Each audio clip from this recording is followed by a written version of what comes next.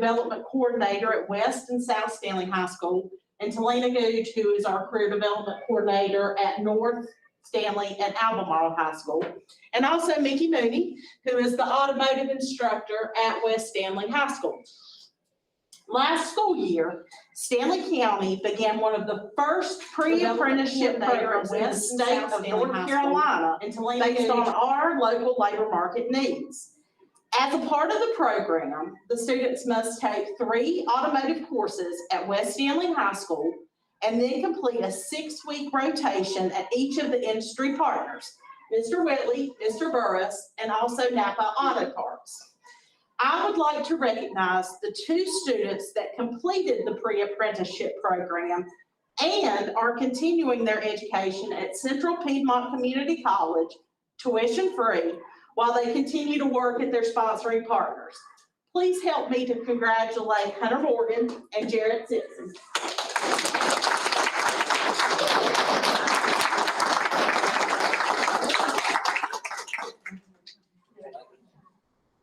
Thank you, guys. Oh, we want a picture. Thank you.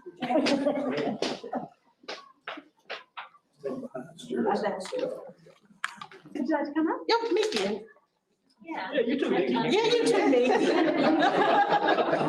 You just called the horse. I just walk on the bottom. Thank you, guys. Thank you. Guys. Thank you. Thank you.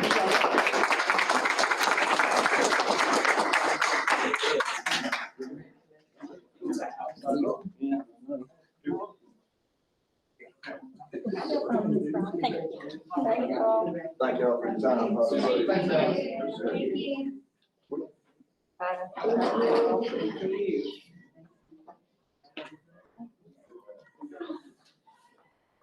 Next are consent agenda items. First is approval of the minutes of the September 7th, 2021 regular meeting. Are there any corrections? Any, I'll entertain a motion. Make a motion, we approve the minutes of September 7th regular meeting. Motion, Mr. Graves, have a second. Second, by Mr. Swanson. Ms. Swanson. All those in favor say aye. Aye. Those opposed, no. Okay. Next item is our math mandate. And I will entertain a motion. I think we'll continue with our best mandate that we have in place. We have a motion, do we have a second? Second. Have a second discussion. I have a couple questions if I could. Number one, I couldn't get a connection, so I couldn't check my email. Did we get an update from Beverly this afternoon? What's the percentage that we're at right now? Talking about the percentage for county. Yep. What about?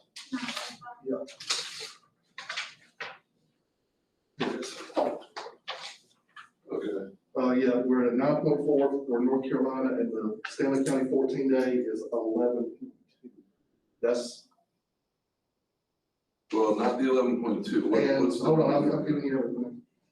And then, let's see, And last week it was on. and so according to departments, deposit due rate for 10-5 is 9.5. Okay, and did we get the numbers distributed today? What's the current numbers as of today as of last Thursday for the number of positives for students, staff, and then also the quarantine numbers? I've got the data for October 5th today. And the data for students quarantined at all schools is 350.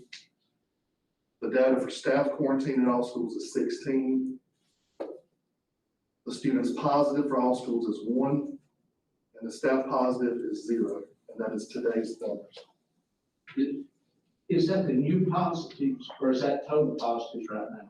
That's total right now. Okay. Well, which happens at the end of the window.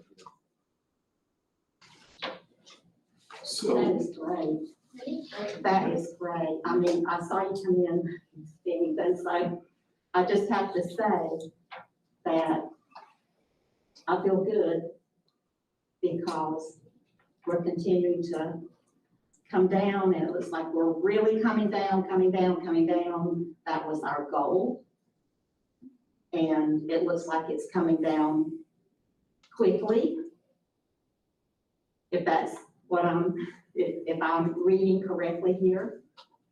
So, I mean, I can see Chairman Chance that it seems like we will hopefully meet that number that we voted on soon.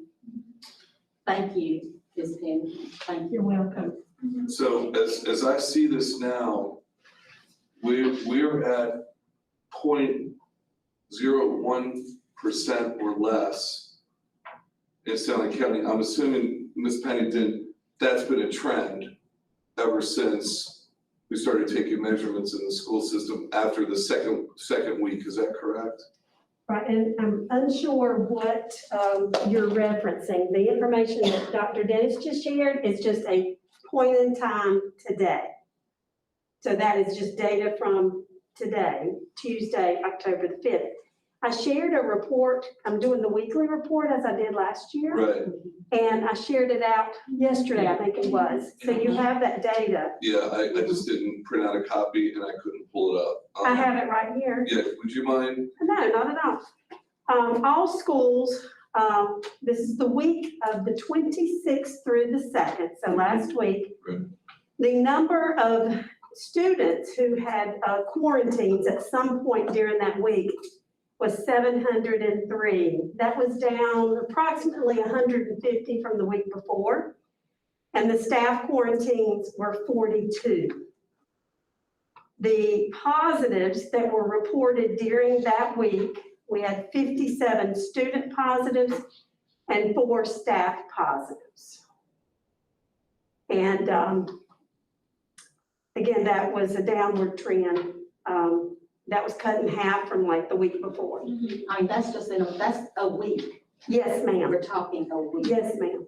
I mean, if we continue with this trend, which I am hoping we're continuing, then I see our board needing that 7.9 that we all voted on. I mean, I'm thrilled with this. It shows that what we have in place is working. It does. Yes. Thank you. You're welcome.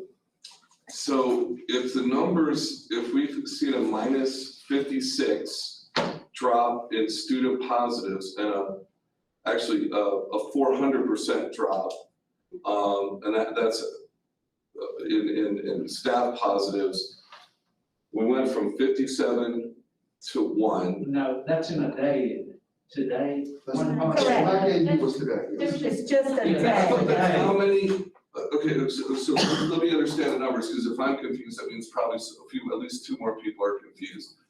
So the total number of students in Stanley County schools that are positive today, There was only 1 report of a student positive today. okay, so that's a new, Yesterday, there were like 4 or 5. so that's, okay, all right, so that's important to understand, because I thought when somebody asked the question earlier and said, is that the total? That wasn't clear that was the total number of new reports today. I interpreted it as that was the total number of students in Stanley County.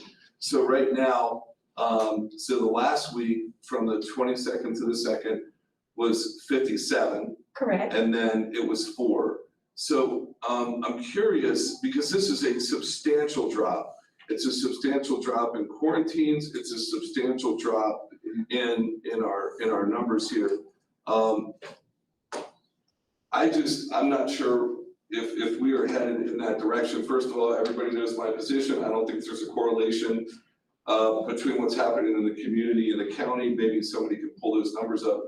But I'm just curious, is the board willing to entertain having a special call meeting as soon as that number drops down? So I that don't we think can. we have to We do don't that have because to we've have a already meeting. given Dr. Dennis the green light. The authority.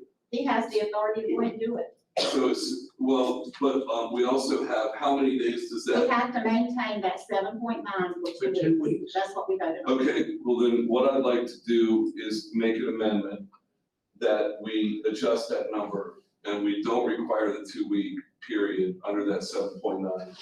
and that we adjust that down to, 1 week, 1 5-day school week We period. stopped the conversation, I thought 7.9 was based on the CDC's community spread number, not our specific numbers. Is that not correct? No, it wasn't. It was the the Stanley CDC County numbers. numbers. It was the Stanley Right. County You can go to numbers. that website right now. Go to the website. Quoted here. It was the Stanley County numbers. One step on just a second. Go ahead. Our children are more than numbers on a spreadsheet. Our children are more than little bodies walking around. Our children are just like us. They're made up of three things: the body, the spirit, and the mind. And I'm telling you right now, did anybody else read the email from the parent that's concerned about their child? Anybody else read that? Right. What I'm telling you right now is we are setting ourselves up as a state, as a country, for the biggest mental health crisis in the history of our nation over these freaking masks. we're not gonna revisit to rehash that. I'm just telling you right now, it seems to me there's a cavalier attitude. Well, this is what they say we have to do, this is what we have to do. The day I pick up the phone and see where one of our children has committed suicide, or one of our kids has overdosed to school or something, or we lose a whole bunch of them, I'm gonna tell you right now, I'm gonna be on I told you so to the whole damn state, okay? Where are we at? The CDC numbers are under 10% in Stanley County, they were as of yesterday. So we have to get down under 7.9 and stay there for 2 weeks. So we're almost halfway through October. We're looking like it's gonna be December before we get a break from this. The damage is being done on a daily basis to the vulnerable kids. I've got family members in the school, she could care less, she's a middle schooler, she don't care. And she doesn't care. She's got 2 parents that care about her, mom, are gonna keep her stable. A lot of kids are not like that. And I was like, y'all know, but I don't feel like we've ever had the conversation about the mask. And yes, it's true, COVID has started to go with that children, I get that. But at the same time, Stanley County's got this beautiful record that we can cling to for just a little bit longer. No student suicides in 5 years, okay? Neighboring counties ain't that way. I just got a feeling, man, we're beating this thing to death. And I know that the direction comes from the county health department. I don't care. I care about picking up the phone and getting that phone call. So I'm done ranting and raving, but I mean, I just wondered, do y'all read the emails from these parents? They're crying, they're calling me, they're crying, they're not faking this, they're really truly concerned. Did you read the ones from the parents that are begging us to keep the mask? Excuse me, you have to speak up, because we're in this room, I can't hear. I said, are you reading the ones that are begging us to keep the mask? Yeah, I believe the percentage is about 3% or 4% of the emails I receive are keeping. We can argue that position too. I'm done complaining or preaching or whatever it is I'm doing. But I feel like there's a cavalier attitude. I'm not talking about you folks, but the whole state and health department, that we're worried about, so focused about the physical being of these kids. We're abandoning mental health. It's all over the mainstream media, the news articles. Violent acts and suicide tendencies are falling up 10-15% statewide nationwide. Are we ignoring one serious, significant threat to our kids to address another? I'm done. I've been sitting on that, so I feel like we're not listening to these people. Yes, I've seen the email from people. I don't disagree with them necessarily either. Well, one thing, I just want to get a clarification from the superintendent. It is our policy that kids aren't supposed to be disciplined if they're having problems with their mask. You know, they're told not to be disciplined, like for the code of conduct, unless it manifests itself to something else. Right, so I mean, just out front, when I was walking earlier, I was talking to a couple parents that were saying that their kids are being disciplined and they're being threatened that if they don't pull their mask up, that they're gonna get reported and all this stuff. I mean, I just tell people, you're gonna have to call the central office, because the situation that we have right now, and I'm glad these numbers are coming down. Of course, they have been coming down. I'm also glad to see that countries in Europe are completely abandoning all restrictions completely. While on the other end of the world, in Australia and New Zealand, they're locking people down and taking away all their rights. And if you look, I did a study over the last week, and I would encourage people to go look to see the mask mandates from Texas and Florida. Everybody was excited about the spike. They were excited to see people getting COVID in Texas and Florida when they did away with the mask mandates. And then very quickly, you started to see rises in the other states that had strict mask mandates. Of course, nobody wanted to talk about that, and quickly Texas and Florida disappeared from the news channels. I just think, this was a target that we set out with in the very first meeting. I'm glad to see it's headed in that direction. I'm just gonna go ahead and make it a motion for an amendment, and then you guys can vote however you want, but I'm gonna make a motion that we make the mask optional. And see if I get a second, and that's it. Is that the extent of your motion, is just mask option? Yes, keep everything else in place with respect to the quarantine periods and all that. It's just to make the mask optional. I think this would be similar to what Union County is doing. You have a motion on the floor, and I have a second. I have a motion and a second for the amendment to make mask optional, leave everything else as it is. Is there further discussion?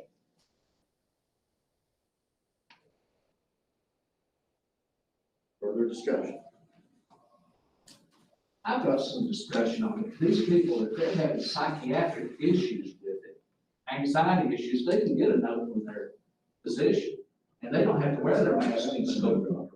What? The physicians are worried about the body and not the mind. But if they've got that bad a problem, the physicians will sign it. Depends how many waivers that we give them for mental health issues. Let me ask this, Dr. Dennis, have we, the child that I think we're talking about, we've all received an email, have we had our school psychologist and our professional people here to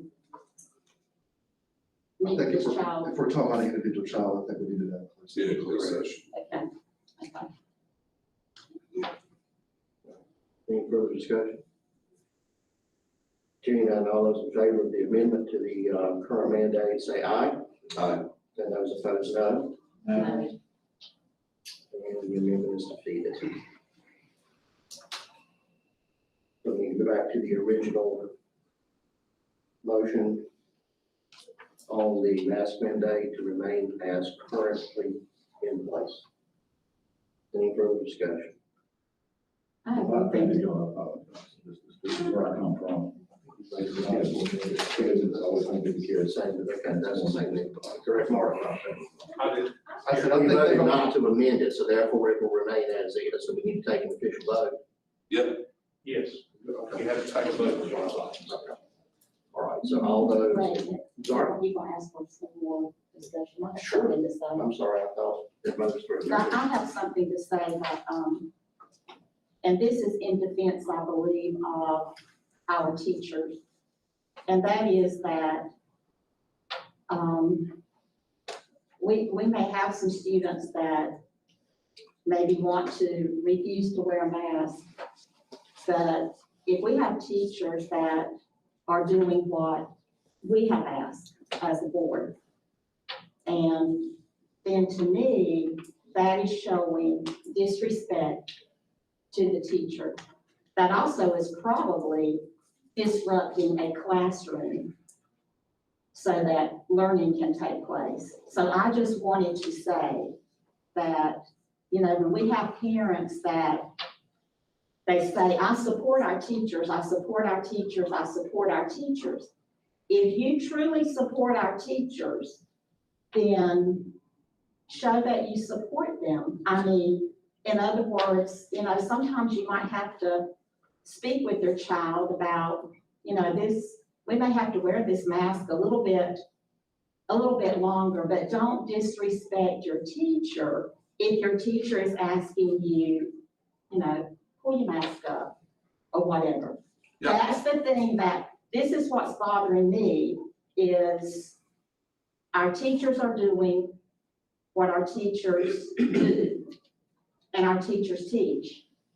And, and we have placed, our teachers follow what we have in place because that's what teachers do.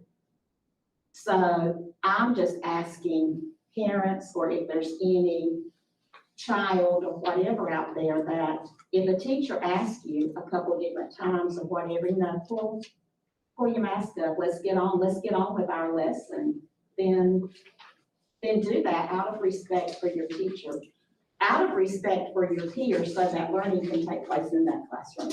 Yeah, I don't think anybody would disagree with a word of what you just said. I also don't think that anybody would disagree with the statement that there are teachers that are not doing it exactly like you're saying.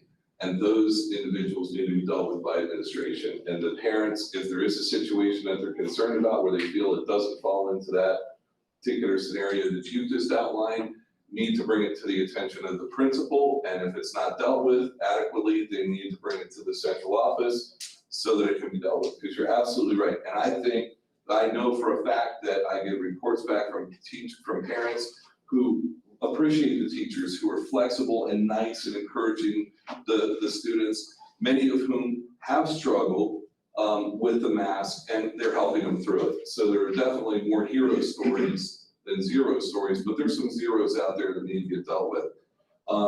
And along with this, one of the interesting things too is that when we do get down to this 7.9% number and many of these masks come off, I mean, we all have to recognize that this number was just an arbitrary number that the CDC pulled out. So I'm encouraged by these numbers, and I can't wait to see the numbers get down below 7.9%. So the superintendent, I just wish that we would reduce the amount. Maybe if somebody wants to make an amendment to yours, that we reduce the amount from 2 weeks down to 1 week. Because if it's trending down, it's going to continue to trend down. But that's up to one of the other board members. So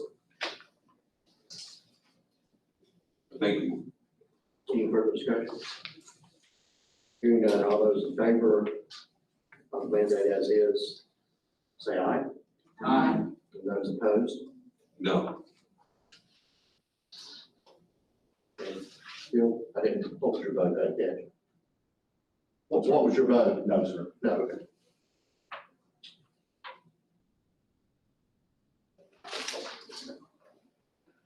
Right, committee reports, instructional program, Ms. Gibson. Our instructional committee, met on September 16th, and a wonderful meeting, very informative meeting with Dr. Amy Blake-Lewis. And there were 3 things you can see this year in your packet. With the Educational Foundation update, AIG update, CTE offerings. I'm going to ask Dr. Amy Blake-Lewis, because I think I told her I was going to do this. You did. If she will speak to the board about the things that she spoke to us about in our community, because it's some pretty exciting news. If everyone is okay with me remaining seated here, you hear me better, I think, from this location. The primary thing that Ms. Gibson really wanted me to focus on were some of our AIG updates. We are currently in conversations with Pfeiffer University to offer a cohort model for teachers to do an add-on certification for academically gifted. We have been able to appropriate some of our Title II funds to that venture. Title II is federal dollars that allow us to do things such as hard to staff areas or teacher professional development. And so we've been able to allocate some of those funds in our plan for this program. We have been able to survey our middle school teachers at this time, and we have had 11 to indicate that they are interested in pursuing the cohort model for AIG certification. We have not yet finished our survey for our elementary teachers to see if they're interested as well. In your packet, you will see some of the information from Pfeiffer outlining the 4 courses that would be part of that add-on certification. And you'll also see a price structure at the bottom. Pfeiffer University is also working with some of our surrounding school districts to see if they have interest in joining us in that cohort model. So potentially we could see that price drop significantly if there is interest from surrounding districts who would want to join us in that cohort model. We have discussed as part of that funding from Title II to pay the tuition and to pay the book fees associated with that. And Mr. Dudney and I have also had some conversations around would we be able to offer some additional stipend, since that would involve some additional time on the teacher's part. One of the things we also talked about in instructional committee was a structure whereby teachers would need to sign an agreement to remain with us for a certain period of time in exchange for us handling the bill for them to add on that certification. And so that is something that we'll definitely be working through the details on. This is all part of our revision to our AIG plan. It is a plan that is written every 5 years, and so we're in the final year of the current plan. So we have already assembled an AIG advisory group of teachers and administrators who Mr. Plummer actually did a meeting with them this evening, a virtual meeting at 5:30 to kind of get the ball rolling on some idea sharing. And we also have been the recipient of a grant from the U.S. Department of Ed, where we are going to have on loan to us a professor from Johns Hopkins University who has a specialty in academically gifted services. So he is going to be on loan to us for a 3-year period to help us with the writing of our new plan as well as the implementation of that plan. So we have a lot of exciting things going on regarding our academically gifted services for our students in Stanley County. Thank you. Absolutely. Thank you. My pleasure. I hope all of you are as excited about that as I am. Thank you. That's all I have.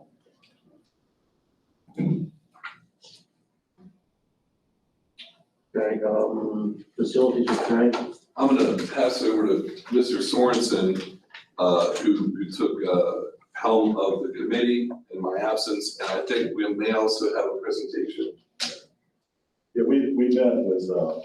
David Sauerwein, maintenance supervisor for Tar Heel Challenge Academy. They had a facilities request. I'm gonna go ahead and let this comment, down there. Yeah. Mr. Bowers could get on him because he's the expert on all this construction. Well, as y'all know, we still own the property formerly known as New London Choice Middle School. Tar Heel Challenge leases that property from us. So anytime they want to make an addition or, do anything to that property, they have to go to the board for approval. And I think you have in front of you a diagram of the metal building that they're wanting to construct there on their property. He came, like I say, presented with the facilities committee. You also have on there the 3 different possible locations. And the reason for the 3 locations is, once they do a site survey, depending on what they find, possibly underground or whatever, they may have to move from 1 to 2 to 3 or whatever. But I don't think they'll have much trouble, so I think they're going to have places, where they want to. But anyway, I think everybody's familiar with Tar Heel Challenge, the work they do with, at-risk youth. They do a wonderful job at that facility.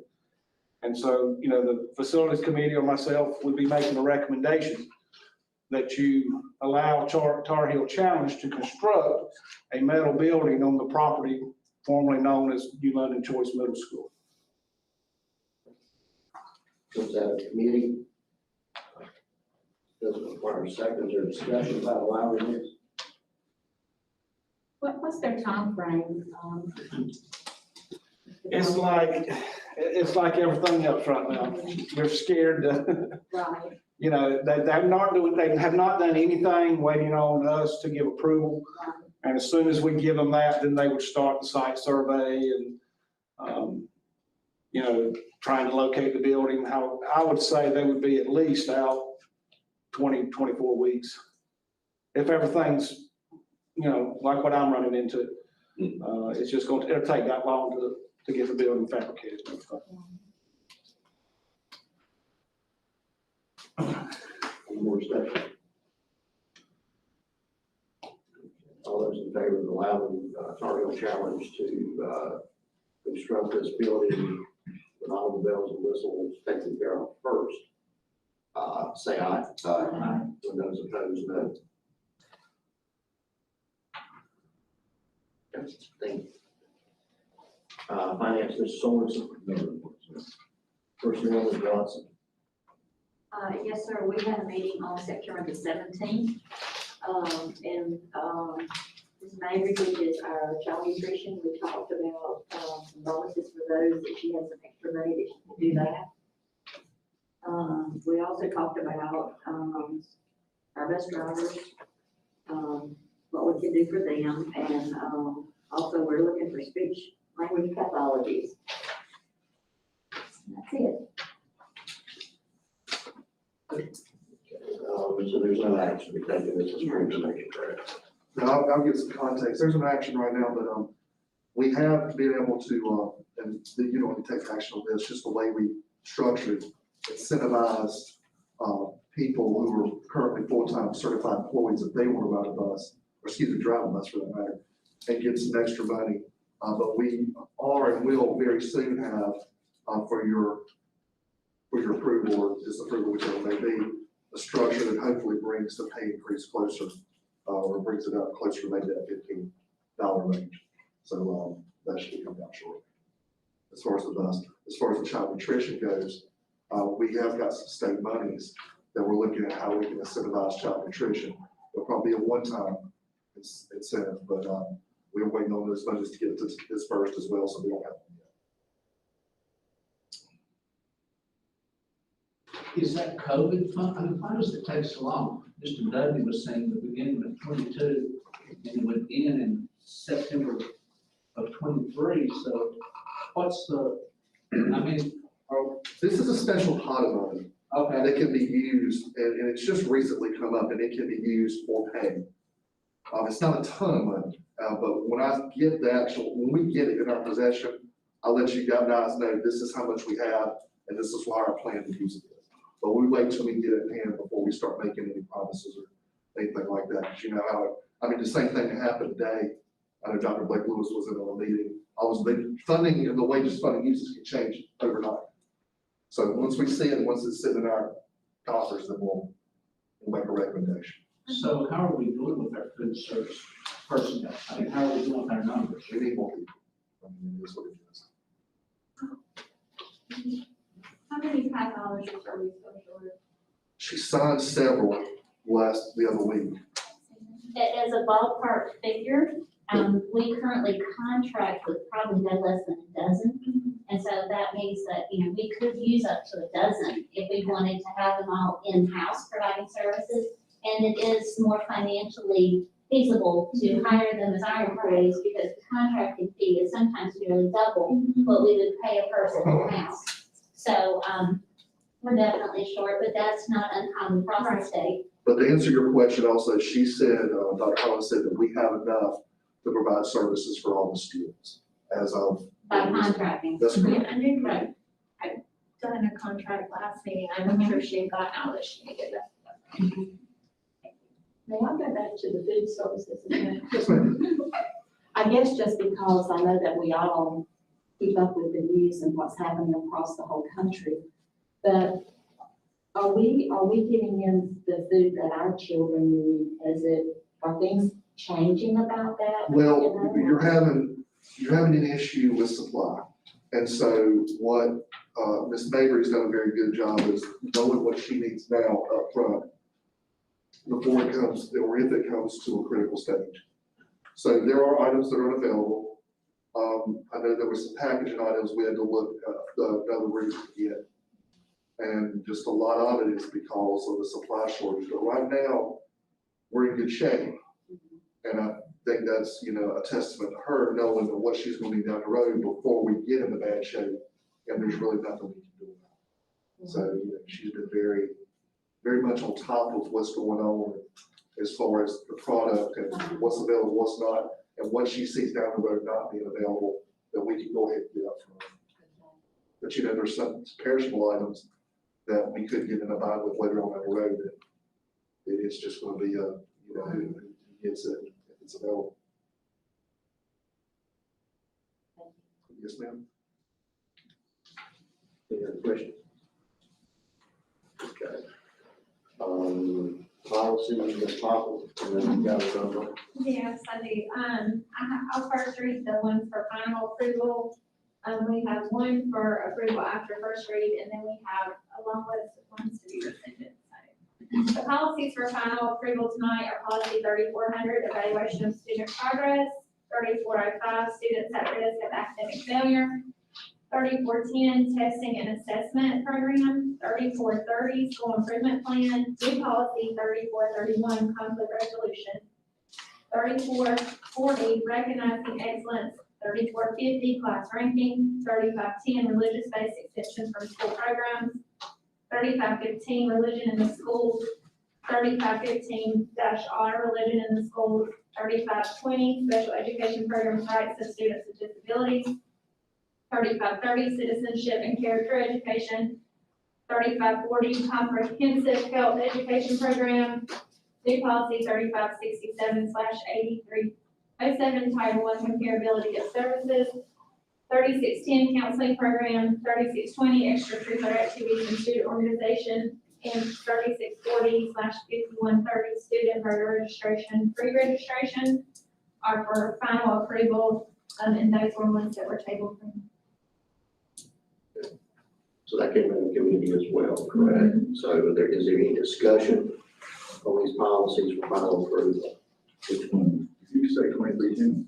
2310 is the policy, yes, it's on first reading, so you had two policies, the 2310 and 2330. And there's policies that dictate how the agenda's laid out, and there was some wording in 2310 that went against 2330 on how the agenda, so it just made it so that it'll vote. Moving the public comment. Yeah, because one said you had the one said when you put the agenda together, that the public comment was here.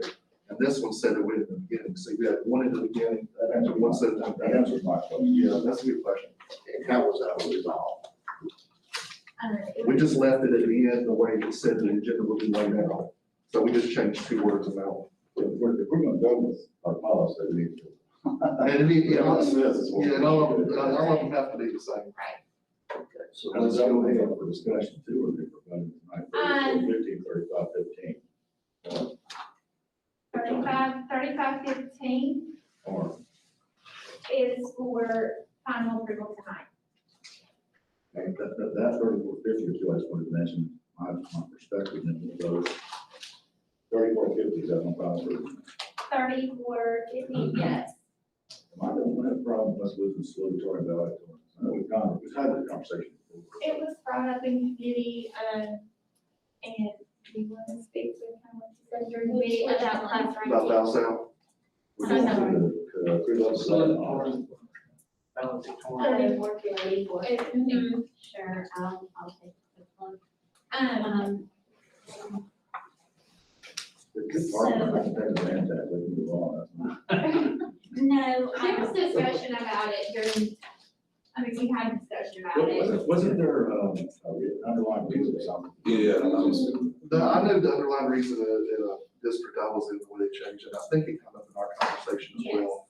It did. Is just, and I'm just going to speak loosely, is just how bad it was getting with, first of all, you got these students and they're within fractions of points of each other. Mhm. And you decide who becomes valedictorian, who becomes salutatory and all that. And then you have the other dynamic with, parents and students that get a little cutthroat with how all of it was handled. And I know we had instances where parents were going and doing their own calculation and going against the school's I think it become one of those things where it become so confrontational and controversial. They switched it, and that was also to, the notice to say, hey, congratulations, you'll always be number one in your class. You can always have that with your transcript. But, there were all these other kids who were fractions of points behind you. Better be honest, well, and that's just some of the points I remember that came up. Wasn't it As a also teacher, though. something, wasn't it also, I remember that we did this on the board, and it was because of how now all the colleges, everybody's going by the Gunnison, Lawley, and just that class. It's averaging becoming much ranking. more common for the Latin Yes. honors system to be incorporated. It does lend itself to being a less litigious form of recognizing student achievement. It really is more of a safeguard to the district. Because as Dr. Dennis mentioned, it is a highly competitive, but between students, seeking that ranking. The Latin system recognizes that range of achievement rather than who was number one, number two, where those students do get recognized for the hard work, not just the top two, but all the students who have put forth tremendous effort to be academic honors. I'll take a chance after we move on. How's that? Well, everybody in the committee meeting agreed, it was, it was the best way forward, it was the fairest way forward because of those issues. Everybody, if you've been fortunate enough to know kids that have been, in contention, know how brutal it gets, and you start parsing every single class, you start looking at, our special extra credit being given, and that's not the point of the entire program. And if you are number one, you're still number one in the class, but this does spread it out a little bit more, because, all these kids that are working to achieve either one of those honors, that is significant. That's right, and I remember one other point was there would be kids who were taking certain classes just because it boosted their grade, and not taking classes like maybe CTE classes that they wanted to take because they knew it would, I don't I think last year, too, I know that the principals, I know that they all work very closely with this, but, I do remember there was a student that graduated that, it was very interesting because she was top of her class, and she also was top of her class with graduating from Stanley Community College at the same time. So she graduated from Stanley Community College before she ever graduated from Stanley County Schools. And, I guess I'm just saying, when you have something like that, which probably is very few and far between, I would say that recognition, and I think that, recognition hopefully was given to a student that accomplishes something that extraordinary. I believe last year we had 4 of those. We have 4 of those. Mr. Swanson, what was the other one, I'm sorry, what was the Just other gonna throw number? this out there, 3515 or item number 5. We have several schools, that is a tradition for the students to have a wear student leather before they compete. If that was the problem with that specific item. I think that we're talking about 3515 R. Right, I and don't think religion, that is really just a reference tool in addition to the policy. 3515R is not necessarily policy, it's based upon the policy, intended to be a guideline for administrators as they're implementing the policy. I don't believe that anything in here speaks to student-led religious activities during the school. They're gonna get you to step on some parents. Yeah, you're probably right. I think most of those dealt with, students wanting to opt out of like a religious type assignment,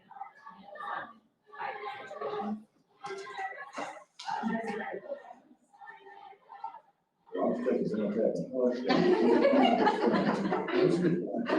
It's hard for me to hear.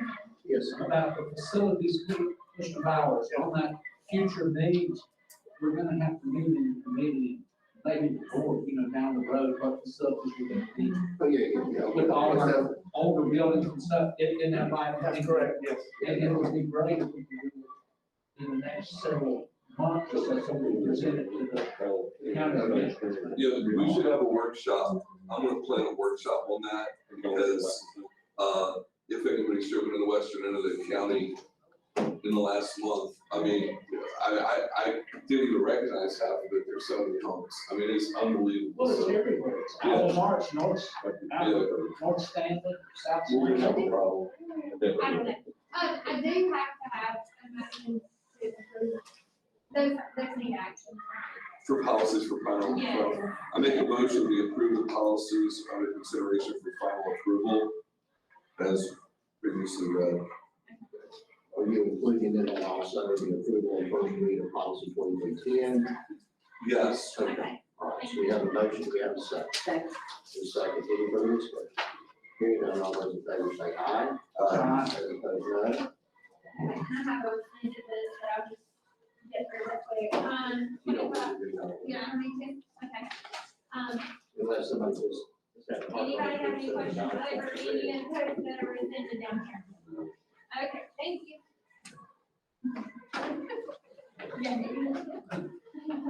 All right, the North Carolina School Board Association voting delegates, we need to elect some delegates to the, School Board Association meeting in,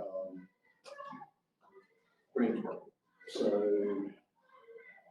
does anybody just have a burning desire to serve as a delegate? We can do, let's make it easy. How many delegates is it, one?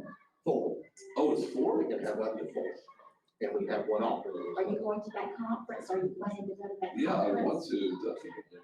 Yeah, Because if you go to the conference, it's easy to just be there and be a delegate. okay, what are the dates of that again? Oh, November, 11. It's November 11th. It's November 11th. Because he's short here by 1 day. Yes. well, but I was hoping to go. I'd like to be a delegate if I could attend.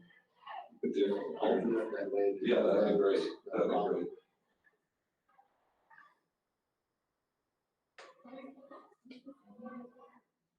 Or do you nominate people? Because I know Glenn Yes. usually are delegate, aren't you? Well, that's something. Unless you want to volunteer, otherwise, yes, we need to take action on it and make a motion. But we cannot be a delegate unless we attend that conference, can we, or not? As I understand it, that's correct. You need to be there. Because they have the meeting there, it's usually the last thing kind of that they do. Yeah. And as of right now, there's not a virtual option. Hang on a second. Yeah, there's not a virtual. I just read this. The number of delegates we're allowed to have is predicated on our, range of total current expenditure. So Mr. Dudley, where do we fall? Are we 1 to 5 million, 5 to 25, or over 25? Over 25. Okay, we got 4 plus an alternate, so we're good, it's like I thought. All right, so we know we're gonna make a motion on Mr. Graves, make a motion on Ms. Gibson, right? Mhm. I nominate this one. Ms. Watson. Who else? Are you going? Who else? If I can get I it. might go. Just put me as an alternate. And I've already got Anthony there, so. So that means you're just going to go. But don't cut the car out. Well, you can have Well, it's 4, not gonna be- I can be an alternate. Okay, so I'm gonna open it up for nominations officially, so it is right on. We have a motion, I know from Ms. Gibson, I make a motion that we nominate Ms. Watson. Ms. Watson, I make a motion to nominate Carla, or I nominate Carla. Ms. Poplin, sorry. It's fine. okay, and a fourth, I guess Dr. Dr. Leffler. Leffler, then Anthony is our alternate. Yeah. Mhm. okay. And hopefully you will be able to go to the conference. Maybe Yeah, you'll be yeah, able to. that'd be great. All right, so we have nominations from Ms. Gibson, Ms. Watson, Ms. Poplin, Dr. Leffler, and Mr. Graves, so we have a second. All right, second, do we have any discussion about that? Hearing none, all those in favor say aye. Aye. Anybody opposed? Okay. And I'll stick this back in the folder. Thank you. Hey, when do you have to know? Yeah, I believe I put in the weekly newsletter of the 15th. Yeah. Okay, I can get And them this out. form has to be turned in. October. The fourth. I'm sorry? This form was supposed to be turned back in by yesterday. Yes. So I assume you'll fax it to. Yeah, I will scan it first thing in the morning. I don't think it's ever up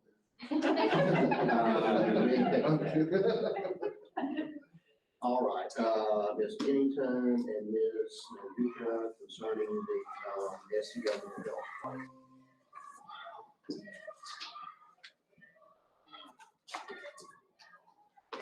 Good evening, board members. Let me just take a second to make sure I am presenting correctly.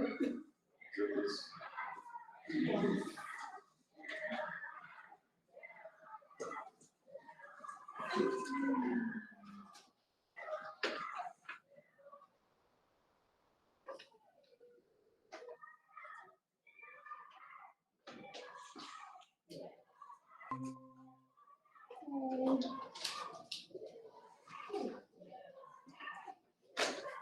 we go.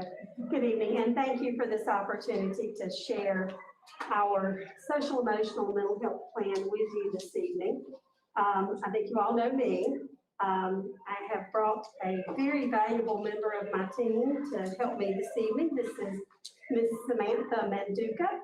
She has been with us for a couple of years now. She started out as a school psychologist, trained as a school psychologist, joined our team this year in the role of coordinator for social, emotional, and mental health needs in our schools. And she is such a valuable asset, so we're so glad that we had that ESSER funding to help support that position. Let me just give you a little bit of background on where this originated.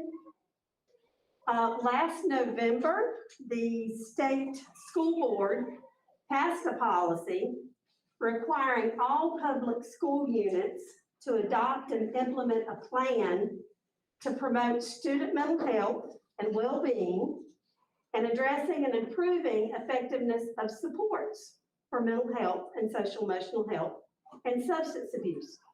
Our deadline was July 1st of this past summer. So we got to work. We decided how we're going to approach this. The state really gave us some wonderful templates and resources as we were planning what our plan would look like. We, because it was so useful, we stuck with the template that was given to us. So our current Stanley County Schools template is very much reflective of what the state model looked like. There were two things that we had to do first, and we had to involve our community and our stakeholders in this process.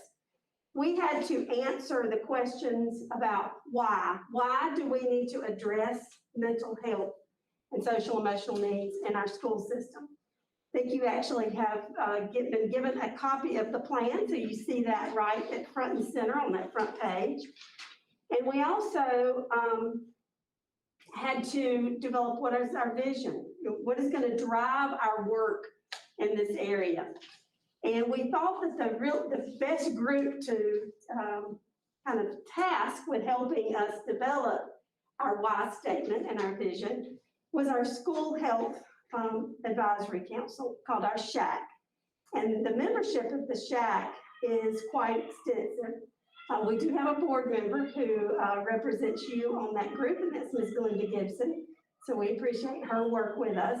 But it also involves community stakeholders who work in the area of student health, staff wellness, a whole list of areas that involve promotion of health. So we involved them in the process. We had our plan developed by the deadline. And we just recently met the deadline to submit it to the state, which was the 15th of September. So everything was submitted. And then we got to work on what we said we were going to do. So I'm going to let Sam take over at this point and tell you about some of the work she's been doing in our schools. So, hi, everybody, I'm Sam. So step one was to complete the SHAPE assessment. So that's the School Health Assessment and Performance Evaluation. And that is a web-based platform that offers school and districts targeted resource. So when you log on to the webpage, the first thing you'll see is a bank of resources for mental health. But it also has comprehensive school mental health evaluations that gives us an idea of what we have access to at each individual school and what our resources are in each school and what our next steps will be. And this assessment was completed over the summer for the whole county, answering the questions for last year. What happened last year? What did our school mental health system look like last year? Kind of as a baseline to give us an idea of what we will be doing this year and to inform decisions for this year. And then starting end of August up until this Thursday, we have one more to complete. Each school has sat down with me and we've completed a SHAPE assessment at each individual school. And the reason for that is we can answer the questions for what we know the county as a whole has, but each of our schools have very different funding resources, have different needs, have different structures. And so we really wanted to get an idea of what does each school have and what is each school doing right now to support the mental health of their students. And up until, so today, almost all the schools have completed that shape assessment. We have one more this week. And then after this week, all of the schools have completed that shape assessment. And principals have been encouraged to talk about the results of their shape assessment with their school SIT team to help develop goals for their building. They've also been encouraged to use it for their own personal PDP goals and their school leaders' PDP goals. So curriculum coaches, school counselors, those individuals to kind of use that information to guide their goals for this school year. The shape will be completed annually at the end of the year. So this year, unfortunately, we're kind of having to do two to play catch up to get a baseline from last year, and then it'll be completed at the end of this school year. And we will do that annually at each building and at the district level. And go ahead. Our next slide just gives you a glimpse of the model that DPI uses when it addresses health in schools. It is a student-centered model, and it emphasizes the role of the community in supporting the schools, and it makes the connections between health and academic success. If students are not healthy, the academic learning does not come as easily for them. So I just wanted you to see that model that we operate under. That's the whole school, whole community, whole child model. The first section of our plan is the SEL mental health prevention, strength, and needs. And in this section, you'll see these areas that are addressed there. I'm gonna let, well, you've already talked about that. I think you've already knocked that So one that out. first step is kind of, we need to know where we're at so we can move forward. And so that was what that shape assessment was. It was our baseline, kind of get a pulse check at each building. Another. What are you measuring in each building? So What- it looks at a full, it's 7 content areas. Off the top of my head, the first one is teaming. So looking at when you're talking about students' mental health needs, when you're talking about students' behavioral needs, what does your team look like? Is it multi-diverse? So that's the first part of the assessment. There's a section that looks at tier 1 intervention. So what are we doing for all students to help build their mental health and their social emotional learning? There's a section for tier 2 and 3, so we can get a look at what that school has for resources for those interventions, those more intensive supports for students. There is a section on universally screening. There's a section on resource mapping. So the shape assessment kind of helps with the schools to build a resource map. What do we do for a child that's struggling with this? And what do we do when a child struggles with this and this isn't working, so what do we do next?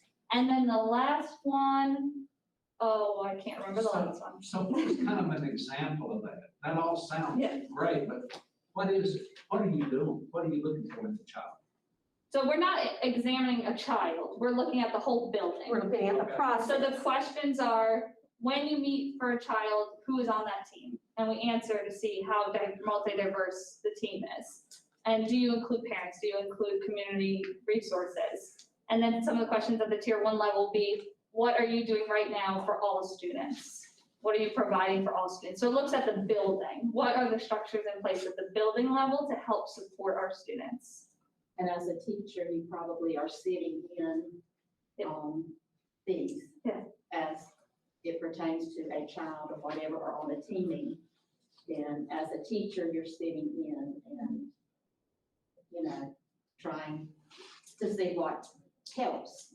So the data that comes out of a shape assessment is data that shows us what Locust Elementary has available for their students that are struggling versus what does Oakboro STEM have available. And it kind of helps us at the district level, once we have all these assessments completed, we can look and see maybe where funds need to be allocated, where resources need to be put in place.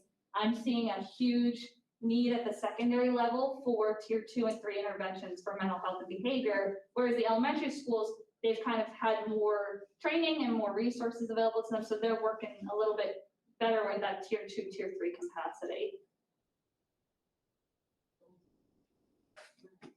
Yeah, I saw too on here, when our students took part in that youth drug survey. Mhm. So this is a part of using that The data, data the data from that. to inform the work that we're doing. And you'll see that Okay. on this slide, we're capturing some other activities that we have going on for prevention efforts and to help strengthen our current program. So we are fixing to roll out the Say Something app, which is an anonymous reporting app that the state offers to districts for free. And our Director of Safety, Ms. Jennifer Flo, has actively been working with principals to establish their teams and to get everybody trained and ready to roll that out. So we'll be hearing more about that toward the end of November. In this interim period, we have put into place a Google anonymous reporting process because we had used anonymous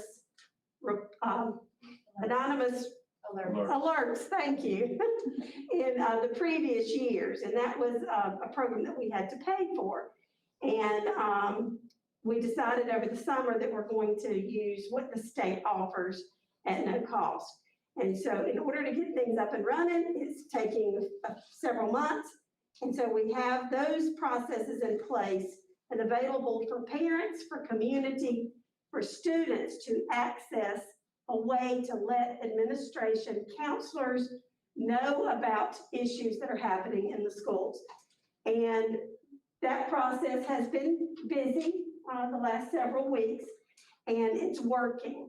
Now, the Say Something app does not address K-5, so we will continue to use the Google Forms application that we have in place to allow the community and students to anonymously report situations of bullying, incidents of threats to the school, threats of harm to individual students, things like that. And then another part is our youth drug survey, which we are participating in through the SAMHSA grant. We are finishing up year 2 in that grant, beginning year 3. The month of October, we start year 3. And we are scheduled to give our second administration of that survey in the spring of this school year. And then the data sources that we will encourage our school-based mental health teams to continue to examine, and that's their threat assessment data, their SHAPE data, their MTSS data. All of these data points help inform the actions that they take at the school level. Okay? Ms. Pennington, Yes. that SAMHSA program, is that the one that we've been doing annually? Yes, That sir. involves the survey? Yes, sir. Okay, that they came and reported on Yes, twice? sir. I don't Yes, think- sir. Yeah, okay. We, let me just I just say want to make this. sure that was the same thing. Yeah. We were originally scheduled to give that in the fall, but we received notice from the state that one of our schools was randomly selected to participate in a state-required survey, which is going to survey the same type of questions. And only one school was selected. We didn't want to confuse people, have it overlap, so that's why we're still going to go with the youth drug survey in the spring. But the other survey, the youth risk behavior survey, YRBS, will be offered in a window of now until December. I just want to make sure real quick, that maybe Ms. Gibson can she'll remember this, or Ms. Watson. But the same stipulations that we put in place for those surveys carry over every year as far as like parental notifications and things like that. Correct, correct. Okay, all right, I just want to make sure. There is an opt-out Yeah. process, yes. Thanks. Our next section of the plan deals with infrastructure. We're going to tell you more about the professional development that our classroom teachers, school-based administrators will have to complete. The state policy does require 6 hours of professional development each year. So Sam will tell you more about that in just a few minutes. But other parts of our infrastructure include our CISP team. And these are specialized instructional support personnel. You have a definition of who this includes at the back of your plan. These are people such as counselors, social workers, our therapists, occupational therapists, psychologists. These individuals are our CISP team members. They have additional roles and responsibilities in this plan. We're going to give them some specific support for their role. Emergency assessments. We started this a couple of years ago and have a process of threat assessments. And so when a threat is made in the school, there's a team that has been trained in order to identify if that's a viable threat or not and what support needs to be put in place to protect students and staff, but also support the individual who's made the threat. We also have a suicide risk assessment that we implemented about a year and a half ago that gives counselors a tool to understand when they're talking to a student who may be having some suicidal ideation, where do they fall in this continuum? Is it an emergent need, and do we need to have a referral that day? So all of that's been in place, so we will continue to use those and support our counselors in using those. Our counselors, this has been a big need, and we are working to help get our counselors out of classroom rotations. They need to be available when students need access to a counselor. And especially in our elementary schools, some of our middle schools, our counselors also have classroom responsibilities with the AMP team. So we are working with principals to try to restructure available staff to cover that AMP rotation and let the counselor be the one, the professionally trained person, be the one that's interacting with the student in need. May I ask a question? Yes, Our counselors, especially at the elementary level, are they on the school campus every day, a counselor? In all of our elementary schools? yes, Okay. I just yes, wanted- they should be unless, Okay, I just. you know, they have a sickness or annual leave or whatever. But yes, we have counselors in every school, and our high schools, we have 2 counselors in most schools. We have MOUs with community resources. We have 5 mental health agencies that we use to refer students to with parent permission, of course.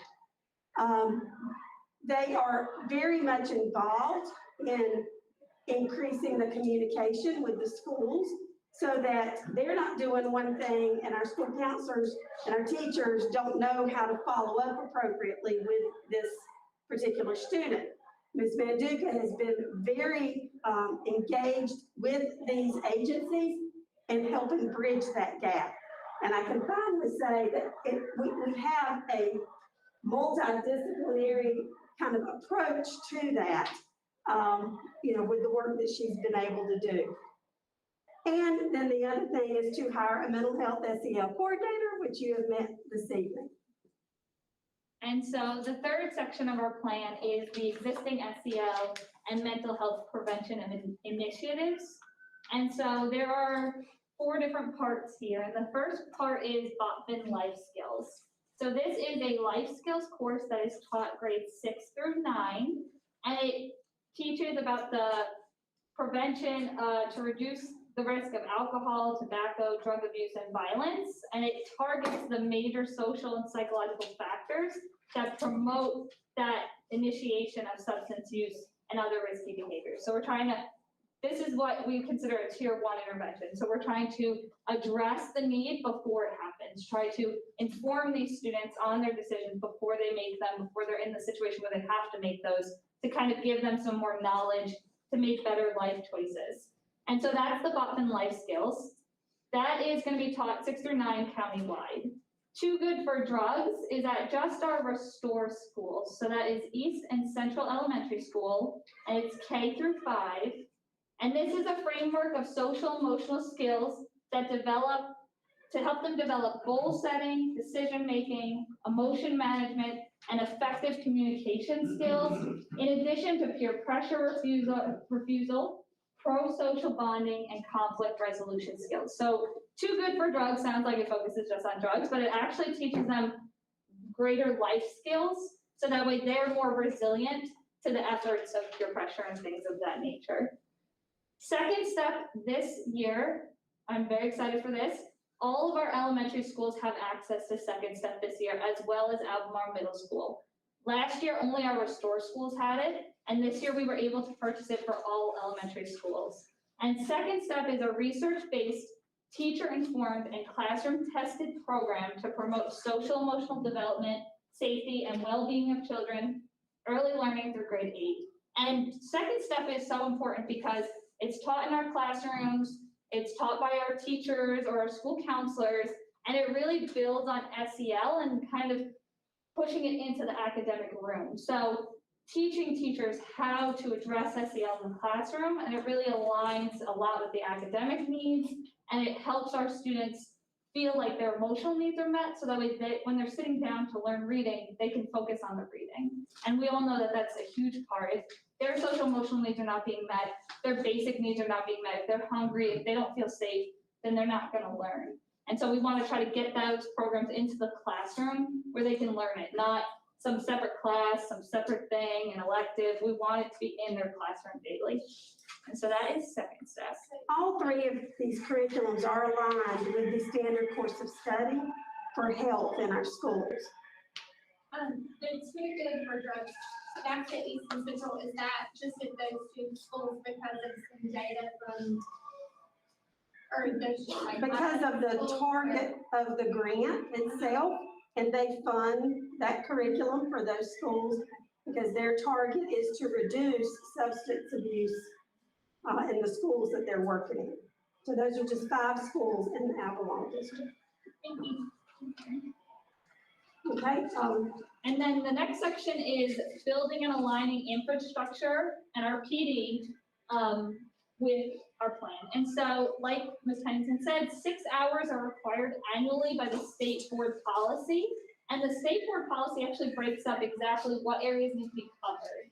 And so these 6 areas, intro to mental health, suicide prevention, substance abuse, teen dating violence, and sex trafficking prevention need to be offered annually. The only caveat is sex trafficking prevention is offered every 2 years on even numbered years. So last year, our staff got it. This year, any new hires received it, and so we will repeat that next year. So everyone will be receiving 6 hours of PD aligning with our mental health plan. The district SEL team will complete an additional SEL training via the Canvas course that has been set up by the state. And all non-classroom employees will complete biannually training on child sex abuse and student mental health. So those are staff members that aren't in the classrooms with our students every day, but we need everyone to be aware. We need our custodians and everyone that comes into contact with a child that if they are showing these warning signs, this is what you need to look for, this is how we can help support them. Because a lot of our students have great relationships with other adults in the building, their school secretary, that may not be in the classroom getting all this additional training. And then aligning with academic objectives, which is super important. And so, like Ms. Pennington said, those SEL curriculums are aligned with our academic objectives. We're teaching those in the classroom. We're not only building our students' vocabulary and knowledge of their social emotional skills, but we're also helping teachers to have a common language with their students. So when a student goes from 5th to 6th grade, it's the same language. We're using the same interventions. 2 other additional things that are being put in place is starting next year, grades 6th through 12th will have a connections block built into their schedule. And this will align curriculum and SEL for all students. And this is so important because our 6th through 12th grade students don't have a time where they see their school counselor, where they get this curriculum as heavily as in the elementary level. So this will help align those needs. And then something else is the SEL PDP goals. So all classroom teachers will include a minimum of 1 PDP goal this year to align SEL in their classroom. So that will start this year and that will continue. So at least 1 PDP goal has to be aligning SEL. And we have provided them with some examples and some ways to monitor that progress. This next slide is pretty much summarizing what we have already said we were going to do. There is one additional point here under number 4, that we will ensure that our school system is included in local community emergency preparedness plans. And you may ask, why is that important? And we have seen with past incidents in schools where there are needs that develop after the incident is over. And it just takes staff and students some time to kind of process through that, a little bit of kind of a PTSD kind of. And so we want to be sure that our emergency preparedness is supportive of those social emotional needs. And we have very strong partnerships with local law enforcement and the Emergency Management Office here in Stanley County. And then finally, The very last part is the treatment referral and reentry. And so we are working to improve access to school-based and community-based services for students and their families. We are improving transitions between and within school and community-based services. And we are working on a formalized protocol for students re-entering school following residential mental health treatment. And a huge part of this, and something I've been very passionate about and I worked a lot on last year as a school psychologist, and I'm working a lot this year, is opening communication with our mental health providers, with those individuals that are seeing our students and supporting our students and teaching them skills outside of school. How can we reinforce that in school? How can we better support? Maybe they can't get in touch with a child, but we're seeing them every day at school. So why don't we help try to communicate back and forth and build communication? And so that's something that we're really working with our school counselors and our social workers to talk more with our community providers and feedback off of each other and help support our students across the spectrum and not just the ones that need little check-ins in our buildings. Yes. Do we have mental health? I mean, I know for adults, it's very difficult to access mental health. Do you have a path where if somebody has a bad mental health issue going on, if you can get them addressed today? Yes. So Good. that is what That's is called, excellent. that's called our emergency mental health referral. Yep. That's good. And we have a contract with 3 providers in the community. And if a child comes to us and they're having suicidal ideation or homicidal ideation, we can get them a referral and seen that day by a provider. So that way they are seen and evaluated right away. And then we also, one step down from that is called our general mental health referral. So that's a student that is just talking about how they've been feeling sad lately or anxious or very angry, but it's not an emergency. We can make a referral to 5 community partners and get them in with them and seen and evaluated and set up some resources for them that way as well. So what level is that referral? I mean, what, is it a nurse practitioner, mental health person, or I mean, what kind, is it a psychiatrist? What kind of level is that provider on that day that you're gonna refer them, like if they have an issue tomorrow? So that is deemed by the agency who sees that student, you mean? Like what person is being Yeah, pulled to yeah. see that? That's deemed by the mental health agency. And so I'm assuming when you come So to is the it like Monarch or something like Yes, that? right, exactly, Okay. yeah. right. And so they deem the level of need and who they're gonna pull to see that child. And Dr. Leffler, we don't need to forget about our staff needs as well. Oh, yeah. We have an employee assistance program that we instituted this year, thanks to the help that Mr. Dudney provided with letting us know that our benefits provider has this service for those individuals that we pay for a life insurance policy with. So that's the majority of our, Stanley County Schools employees. It does not include our ESS employees, unfortunately. Any other questions? Could you share that slideshow with us? I got old eyes here with glasses, I couldn't see half of it. Yes, sir. I'll be glad to. I have a couple questions. One, is this the totality of our SEL and mental health program? In other words, social emotional learning has become an umbrella for a whole bunch of curriculum approaches and objectives and goals that a reasonable person could say fall outside of mental health and many of the objectives on this, outlined here in this program. Because one of my questions, I know that there's mandatory training, and one of my questions was, who is training, is our training conducted internally? Do we have one individual that goes out to receive that instruction? And I don't know if that would be you, and then you're training trainers inside the school that are then going to, how does that work? For like the second step BOFIN, Yeah, those curriculums. So those are actually provided from the companies. So Second Step trained me, and then I did do a training with our school counselors and our principals on Second Step at the beginning of the year. BOTVIN is, they are trained through our partners with SAMHSA. So those individuals have come into the school, they came in over the summer and trained the PE and health teachers who are implementing that curriculum. And then Too Good for Drugs is a training that the counselors were able to access on the internet straight from the program creators.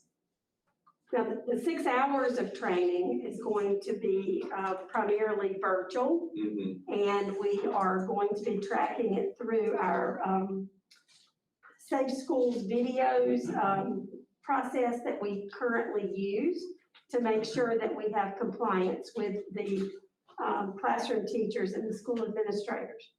But it is primarily virtual. Now, I did find out this past week that Atrium Health, Stanley Atrium, has applied for and received funding to give to us to train 4 individuals who will then become trained as trainers in mental health first aid.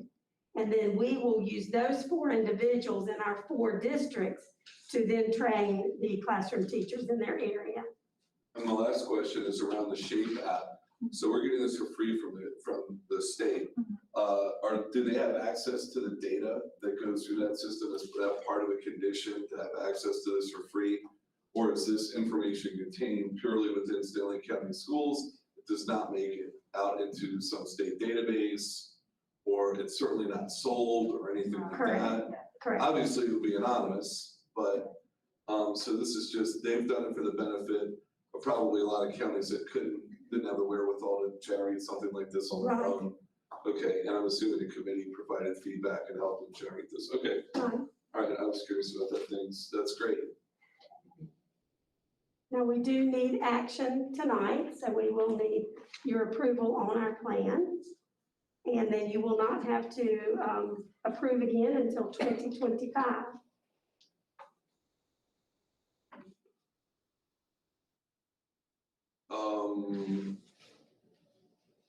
Okay, this is great. Yearly report. You can make a motion. to discuss Definitely, this. Dr. Leffler, yes. Yeah, exactly. I'd like to, yeah, okay, go ahead, somebody make a motion. No, I mean, whoever, you make the motion. Well, I move that we accept the plan that has been presented. Ms. Pennington and Ms. Medusa, that involves our social emotional and social mental health. Motion, I have a second. Second, any further discussion? Yeah, so this is great. I think this is an excellent overview, but I think we need to have access in a lot more detail to these assessments, to the surveys.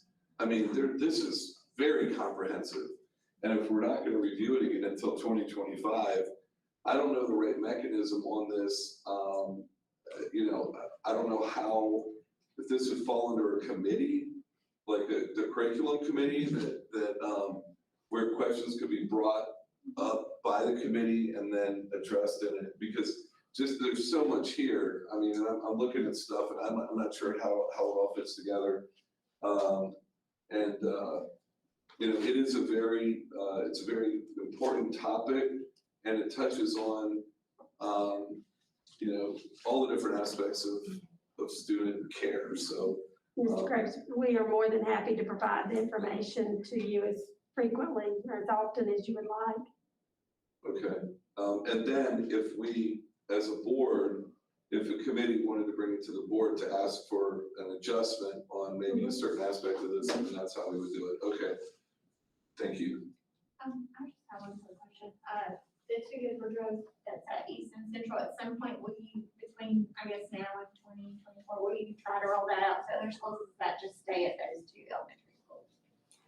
we will certainly look at the data as to the effectiveness of it. And if there's funding to support that, then we can look at expansion of that. As part of my training as a school psychologist, I learned a lot about Too Good for Drugs and there's Too Good for Violence. They're both amazing curriculums. And I think that as funding becomes available, I would advocate for our students to have access to that curriculum, yes. Can the ESSER funds go towards this? Because, I mean, obviously, COVID has exacerbated. Yes, you all can of use this. ESSER funds for, Okay, well, maybe we can get that too. That would be great. I just think, especially with everything that we have going on, that would be good for all of our elementary schools, not just the two. Thank you. Mhm. Thank you. Anyone else? Right, all those in favor of accepting the plan on social emotional learning and school mental health as presented, say aye. Those opposed? And the motion carries. Thank you. Curriculum and instruction, Dr. Floyd Brooks. I do not have anything additional to share at this time. Auxiliary services, Mr. Dunn. I have nothing to share at this time. I have a question for Mr. Dunn, a couple questions real quick. I don't know if we have, do we have a breakdown? I was told that in the, maybe it was it yesterday, the Board of County Commissioners meeting? There was some discussion about additional federal funds that were being made available to the county in support of COVID, and some of these funds, oh, we go on recess. I wanted to find out, is there a breakdown of those additional funds coming in versus what we got from ESSER funds? Are Are you those? saying for the county school or for the county? Yeah, for the county schools, like, I understand that they received a lot of funds for COVID. Do any of those are they coming to us from the county? Have any of those funds been they earmarked? were coming directly to They us. come directly, what we are getting through COVID is coming directly to the school system. So when the county talked about them getting COVID funds, that was purely for them? Yes. Okay, that had nothing to do, so our funds, okay, is there a breakdown, how many funds or what funds have we received to date over the I last? have that, I have a breakdown, we've got some additional funding, there's 3 pots that's coming down. We actually have got the amounts for those 3 pots, and we're actually got to November 15th to submit a plan for each one of those.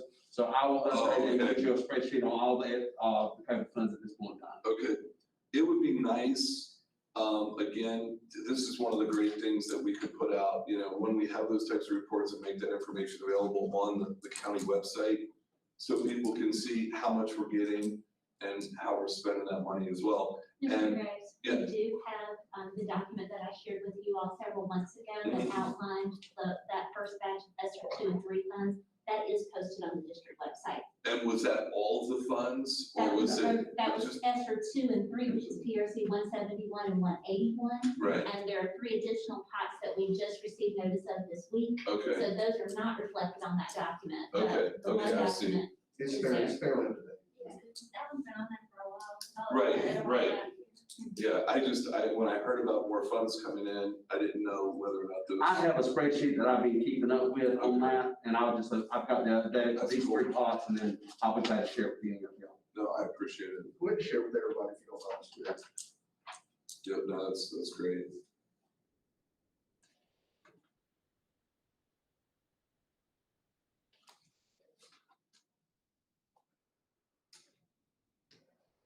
I have a question for our attorney. Since the chairman's not here, I guess he can't object. At what point in time during this meeting, I don't know if this happens during, board member comments, can we talk about, because there wasn't really an opportunity to discuss the agenda, the move of the meeting and the policy for that. Is that, I don't want to do it without the chairman here, but when can I just, I want to be able to ask you questions about this, and I want to be able to ask questions about how this meeting got moved from the commons over to here, or During your comment. and I can ask questions during the comment section, and certainly I can ask you, right? Okay. I'll respond. Okay, got it. Thanks, appreciate it.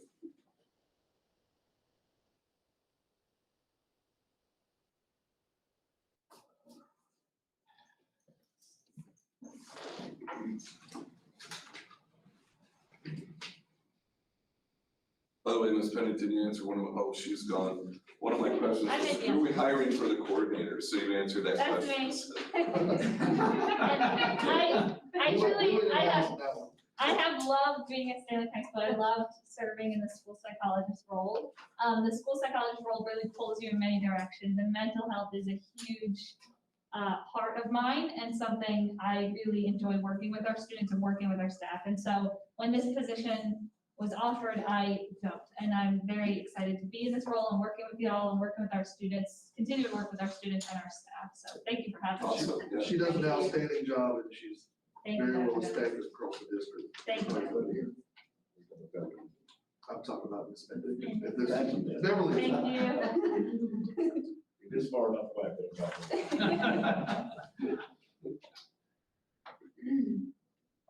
Anyone else? Todd? You thought you was gonna recognize me here for about raising a capital fund.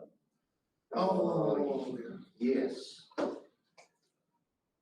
Yeah, he needs to, we're still under auxiliary services. Yes. He needs to speak with you about, go ahead.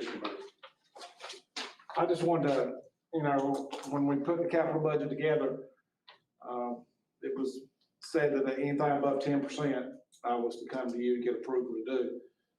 I thought I'd have to come on the locust chiller. The locust chiller came in under budget. And so since that came in under budget, still staying within what we had allotted for our capital funds for this, for the 2021-2022 school year, I'm requesting that the Stanley Academy roof project, which I had asked for $25,000, I thought I could repair that roof. I can't. It's gonna have to be replaced.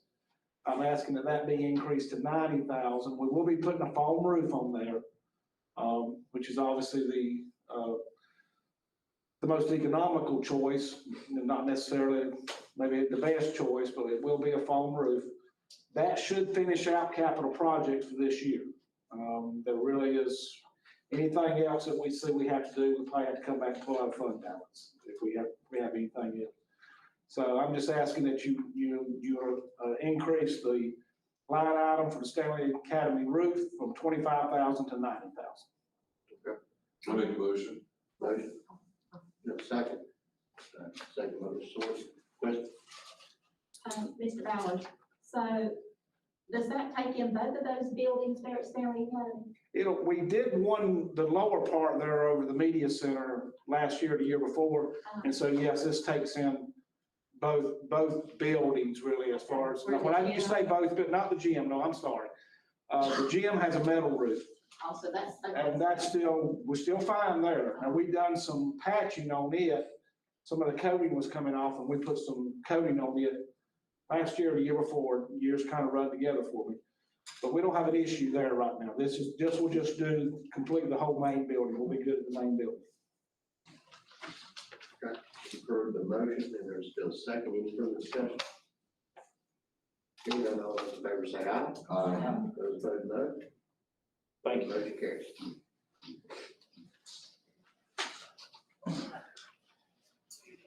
Down to public comments. We have 10 people signed up.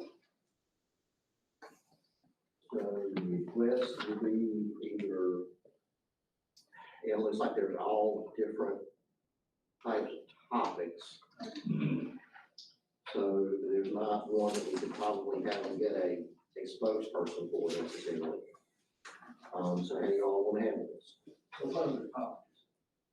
Well, one says history, in-school instruction, high school students, freedom in schools, what just says parent. All optional math, excuse me. Kids' mental health, board etiquette, prayer for board members, members of the board, teachers, staff, and then I think that is, her writing's about like mine. I think it says our flag. So we have 15 minutes, correct? Then I'm correct, that is our policy. Correct. Then I would say 15 minutes.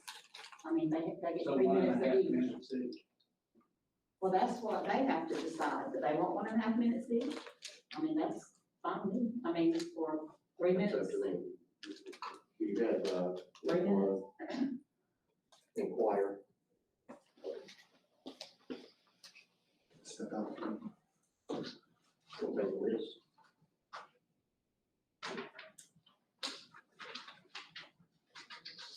So you have the timer?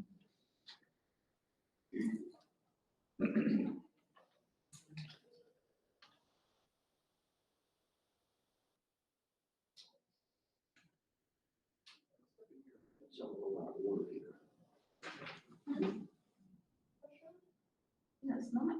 Yeah, Dr. Collins, do you want to go ahead with your personnel, administrative student services topics? If no one has any discussion, that looks like it's a little out of order. Yeah, They should have come after auxiliary services. After the closed session so that we can have any discussion. Okay, so that was for the And then purpose. take action. All right, got it.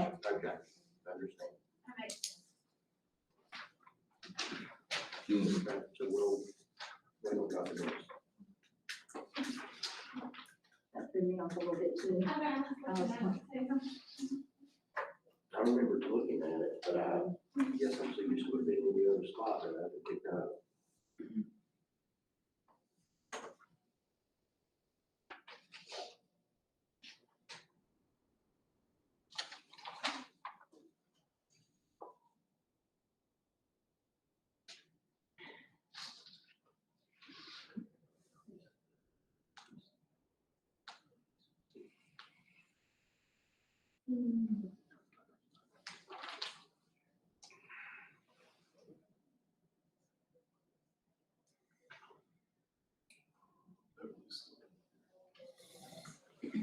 she coming back. Who? Beverly, I can get it. is there, Yeah, can we take 5 minute break? Go ahead. for mental health, is there, He said about it, right? that's fine. Is there inpatient, like he was asking for the kids, or for students? Is there inpatient, availability? Yeah, Sit that long way. As far as what I'm hearing from some of our students that have bills, there's limited space. And we can't place them. That would be, a parent, yeah, so what we would do is, we've had some needs, and so I personally, and a lot of our students have been emergency referrals. referral, And and so we then refer them the to facility. like, they aren't sending them to them. That's your, where you take that one, and then at that point, the parent gets the car. Yes. We've had some parents choose to, Yeah, and some parents have gotten there and then. and is it paid for by the school system, or is So there? the evaluation is paid for by the school. Okay, but if they need, they don't have help. But kids are covered, what did they, I don't know, Medicaid or Medicare or I something think like that that? almost all of our. Yeah. Yeah, as far as I've seen, all of our. And so, yeah. Very good. That initial I've got a evaluation, cold we make our emergency mental health before we pay for it. Okay, If they good. take them to one of our community. I can't hear providers. you, so Okay. If they choose to take them to their own personal provider, we can't. Take that to their own I get it, yeah, no, that's good to know. But that's good, because it's hard to get access, it's almost. Yeah. So is it Right, if possible? you or I wanted to go right. Oh, there we anytime. go to the Yeah. emergency room and say, go to the emergency room, it's just terrible. I used to be able to send somebody to a provider and they would help them. And that's what we can. But, do. Yeah. but now, go to the emergency room, you can be there 3 or 4 weeks, Oh, yeah. it's terrible. Yeah. But they get good care once it goes down.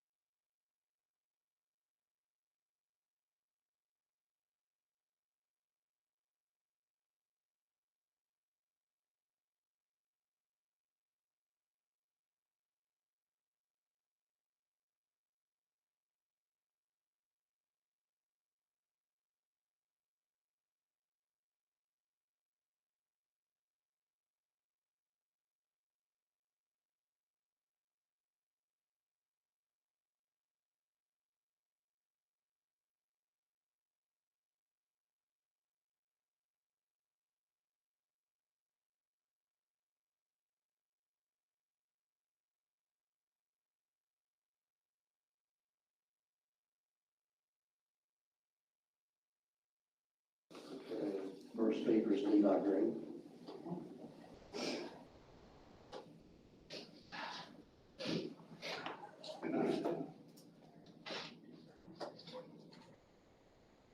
Are you texting them? Yeah, just- Oh, okay.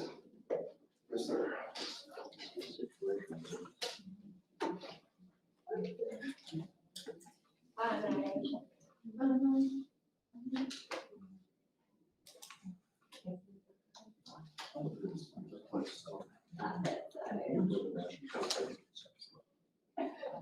Yeah, I never got the name. Unless I missed. Hold on. That's not a teacher, that's.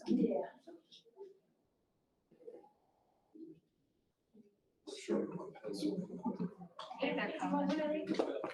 Huh? Oh, sure, I couldn't use mine, I use it here. okay. Can I get a list of the speakers, so I know who to send in? It was, she said, I didn't Oh, know. she needs. The list of speakers. Sorry about that.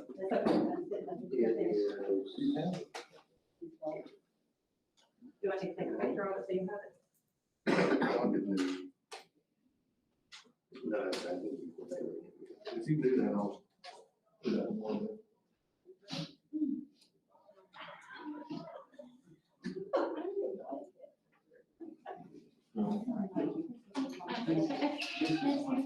Because I checked my email for just a bit of this.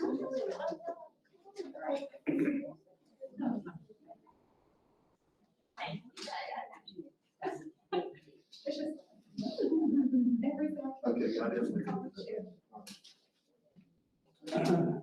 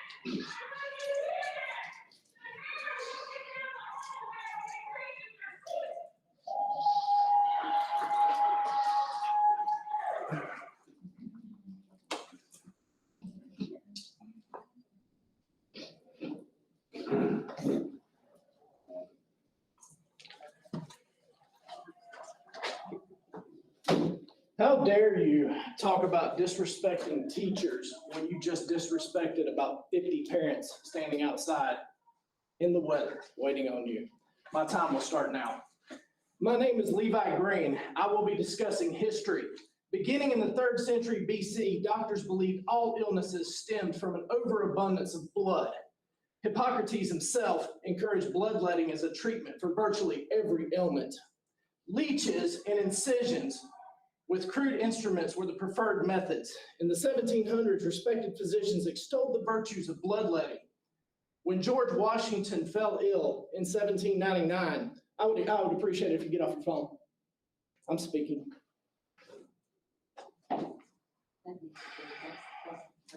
When George Washington fell In ill, contact with Yeah. law Yeah, enforcement, stuff yeah, he like can that. be on the phone as much as he wants to. then I'll call him out for it the whole time Call I'm him here, out. and you'll have to carry me out. When George Washington fell ill in 1799 with a sore throat, 5 to 7 pints of blood were drained from his body in less than 16 hours, ultimately resulting in his death. In the late 1800s, studies by prominent physicians led to the practice being discredited. Clearly, bloodletting was not a good idea, but for 2,500 years, it was literally the primary treatment for ailments. Why did this go on for so long? I think there's several reasons. First, individuals tend to follow the herd. Second, the scientific method was in its infancy and logical deductive reasoning didn't arise until the 1800s. Finally, when the only tool you have is a hammer, everything looks like a nail. Last time we were together, I presented you with information from the CDC, the health department data. Based on statements made by one of you after the meeting, I went back to the data, provided even deeper cited analysis, ultimately refuting your statements. I sent 4 emails between September 8th and the 13th. Not a single member of this board responded to my emails. I never got an email. That is not true. That is true. It's, Never got an email. okay. Okay.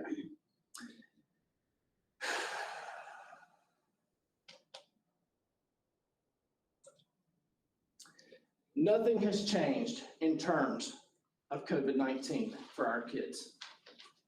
The death rate for those under 17 remains at 0% on the North Carolina Department of Health and Human Services website. For the last 2 weeks, the state averaged 7 hospitalizations for kids under 17. Contrary to what the liars want you to believe, our hospitals are not overrun with pediatric COVID cases. South Carolina, a state with no mask mandates in schools, has statistically identical death and hospitalization metrics for children. Since the second week of school, Union County has enjoyed COVID positive rates nearly 3 times lower than Stanley County. Sir, your time is up. My time's not up, I was interrupted. Sir? If masks worked, those numbers would be reversed. You obey the advice of, I'm not leaving, so I'm done. You obey, you can carry me out. Well, let's go. You obey the advice of a health department director with a bachelor's degree in marine biology. No, I'm not done, they interrupted me. Come on, just say, don't. No, Me and you talk. no, Come on, we can be good. No, we are gonna be We can good. be good. Please walk with me. I'm asking. I'm asking. If I catch any of you without a mask on, without a mask on in public, you will have a conversation with me. Come on, sir. No, that's not a threat. That's a fact. I can approach you, I can video you, I can speak to you anytime I want to, if you are in public. That's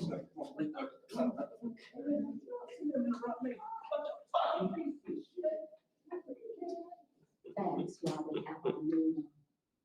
In here. And I'm telling you now, that is why I'm requesting this is fine. Next time this is in meeting, It's not safe. I will not. I had to be locked out by the sheriff. Did he receive an Last email? night. Did he receive an email? I didn't receive an email from him. He said, oh, I didn't either. See, I didn't get an email from him.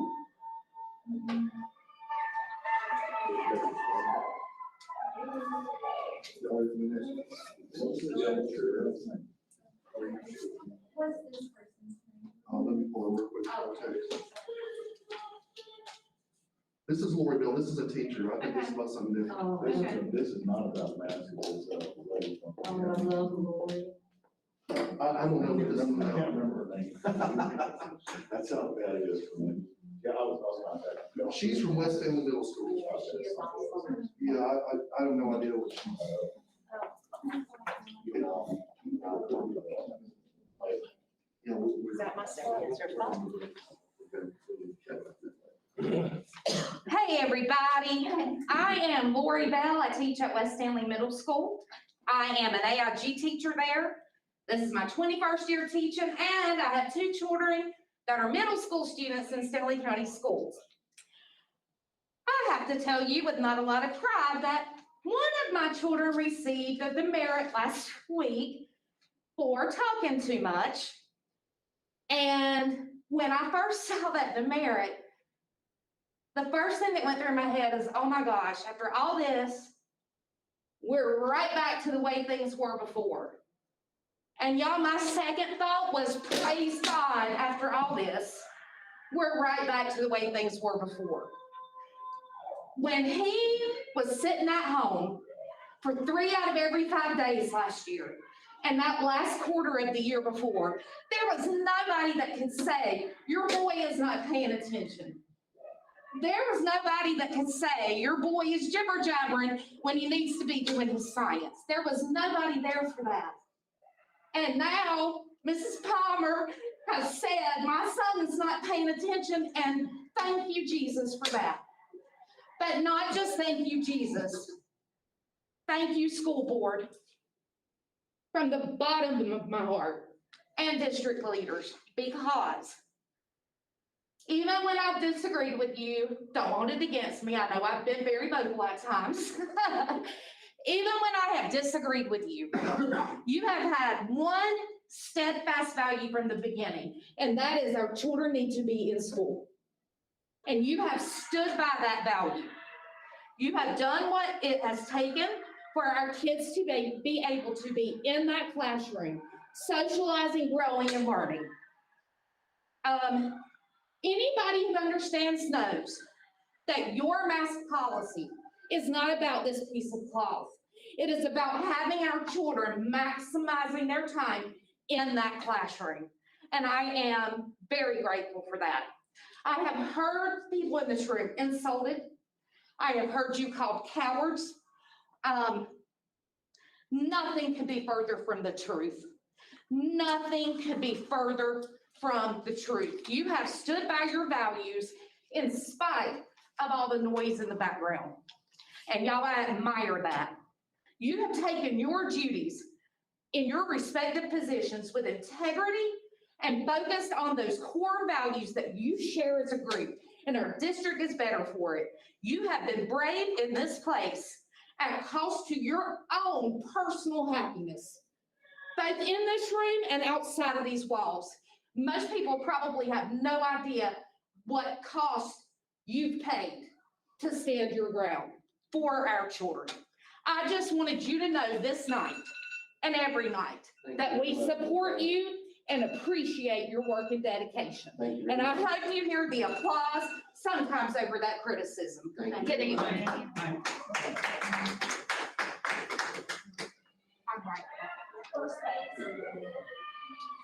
And I'm sorry, it cut off what their topic is, or took a picture, so I just had to know. I don't know what the topic is, Jenna Faulkner is next. Jenna Faulkner. Faulkner. Everyone's ready? Yep.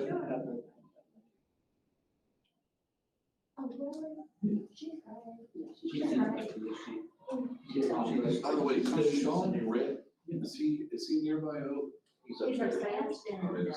Yeah, I tried to get on the guest connection to check my email here. I want to look that up, and I can't find it. I can't get it. You talking about legal? Yeah, I wanted to check my email. I never received anything else from him. I think you said more. I think, so yes, when they email you, they forget to put in the Be careful what you're saying. in your email Don't have this address. on. So he might have thought he sent it, but he didn't put the correct intention in there. Check that.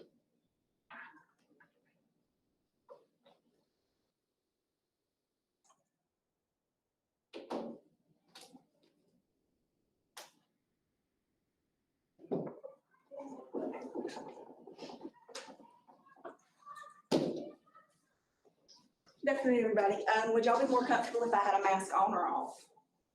Up to you. I'll put it on out of respect for you all.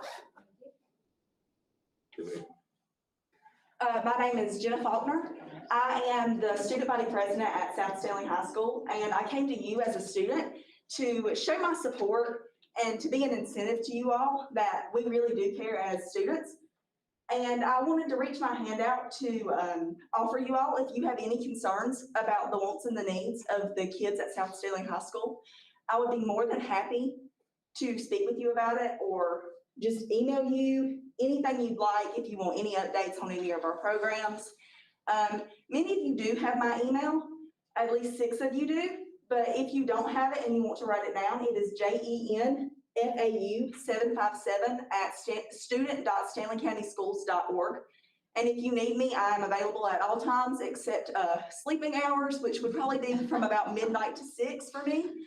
But if you need anything, please feel free to contact me. And my leftover time, if you can, if you be kind enough to give it to the other members that want to speak. But thank you for your time today, and I hope you all have a good night. Thank you.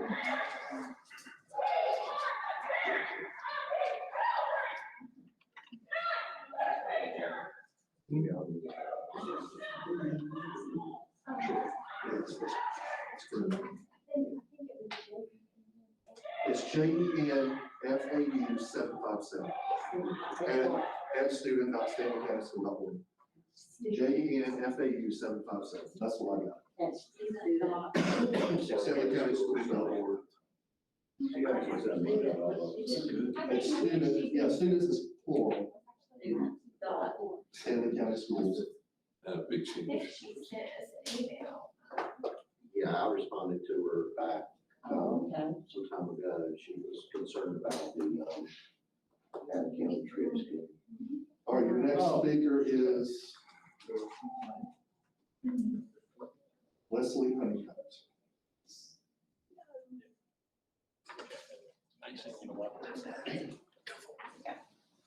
My name is Wes Honeycutt. I have 4 children, ages 8, 7, 5, and 1. God gifted me 3 daughters through adoption in the summer of 2019, my biological son the following summer. I lived in Stanley County for 31 years, and I am here on behalf of my friends, family, and any other SCS student, teacher, or parent whose voice is not being heard. At the prior board meeting, I and other parents presented you with sound data and reasonable questions that remain unanswered. The data we presented that pointed out the low risk COVID poses to children relative to the other potential causes of pediatric deaths has been met with laughable responses from Stanley County Health Director David Jenkins, who was quoted in the SNAP as saying, "There are children in Stanley County that have underlying health conditions that may be affected differently. We can't make the blanket statement that all children in Stanley County are perfectly healthy." I nor any of the other speakers made that claim, but we did point out that the higher risk posed to children from suicide, traffic fatalities, flu, and drownings, yet these are not acted on aggressively. It seems our health director would exchange 10 suicides to prevent a single COVID death, which is asinine. He also went on to say that there is no information he is aware of that wearing masks poses any kind of health risk for people. This statement causes me to question his capacity to serve as health director, given that he can't connect the dots, that masks are causing health issues. Surely a qualified health director would recognize that droves of children reporting headaches, difficulty breathing, dizziness, and fatigue that only seem to occur when and during long periods of masking might recognize the causation for the aforementioned health issues. Surely he might be able to recognize the delayed cognitive development and the millions of new anxiety and depression diagnoses that have occurred under these tyrannical mask mandates and absurd quarantine protocols. As facts and data have fallen on deaf ears, I hope to appeal to your humanity. Your decisions are directly contributing to the mental health declines of an entire generation of kids. You may choose to ignore this fact and lose no sleep over it, but that doesn't change what I perceive as either an inability for you all to consider the bigger picture or an apathy towards doing so.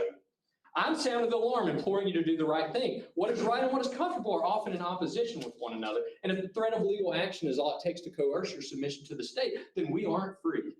Lay down your pride, make way for humility. If cowardice is what holds you back, either find some courage or resign, and someone who possesses the bravery that you do not will take your place. Listen to the people you claim to represent. If you think these are just the opinions of a few unhinged parents, I challenge you to survey the parents of kids in SES. I will voluntarily design a survey for you all to collect these results. Work logically through the state's recommendations. Ask yourself what science you have seen that supports masking kids in schools while still being able to eat in a packed restaurant or attend a sporting event maskless.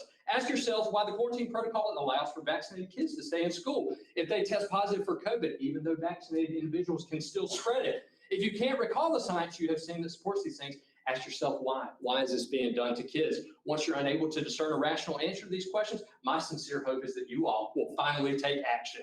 Or if you're too scared to take action, then you'll resign. It's exhausting to suppress people's freedom, and you will go weary of doing so long before we run out of steam. Thank you for your time.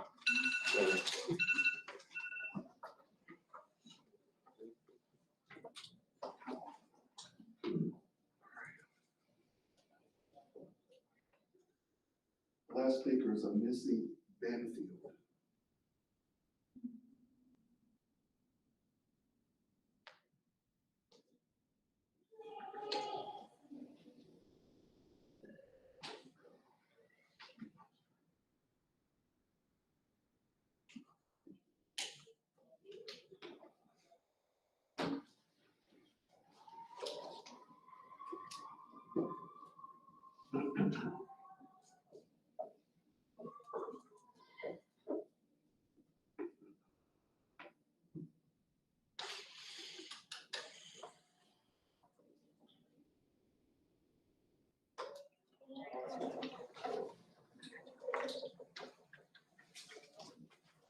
Hello.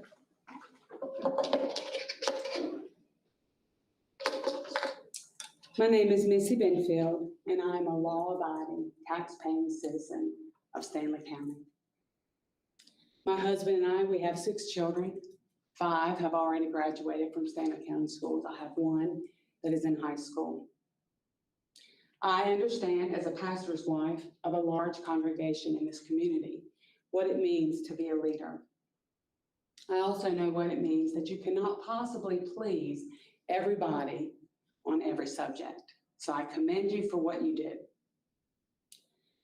But I do understand when you are placed in a leadership position, whether by God or by the votes from the people, when an overwhelming concern continues to arise, you listen.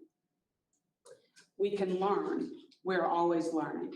To say that you're not willing to listen to those concerns of the very people you represent or lead, you are only hurting yourself as a leader. We as leaders, we lead by example. The old saying, do as I say and not as I do, we know does not work. We as parents first and as leaders in our church, we lead by example. I just have one question.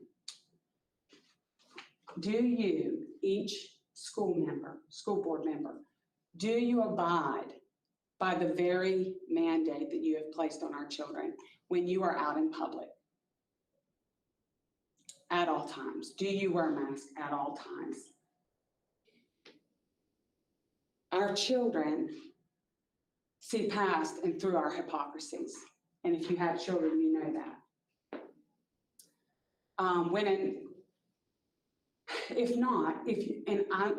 Only you can answer that question. But if not, to me, that is a double standard. And I concur with respecting our teachers and teaching our children to abide and follow the rules, but respect goes 2 ways. And if you lose the respect, you lose respect if you are not willing to do what you are asking them to do. Our children should have the option to wear or choose not to wear a mask. That's the beauty of optional. You have a choice. Both sides have their voices and concerns met. I'm asking you to really please reconsider the optional mask. Remember, our children are our future. I have 5 adult children that are voters. I have 1 that will be a voter in 1 year. May you be willing to change your minds and learn as a leader to be the example and earn the respect of the people once again. I will be praying for you all as you are continually making decisions. Don't forget whom you are representing. Thank you for your time.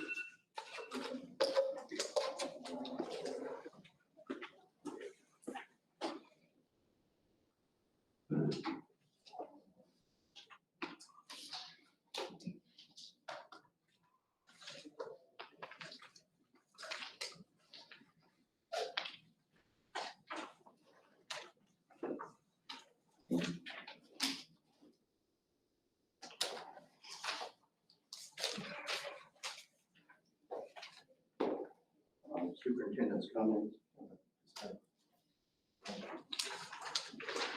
I just got a few comments. First of all, I just received this.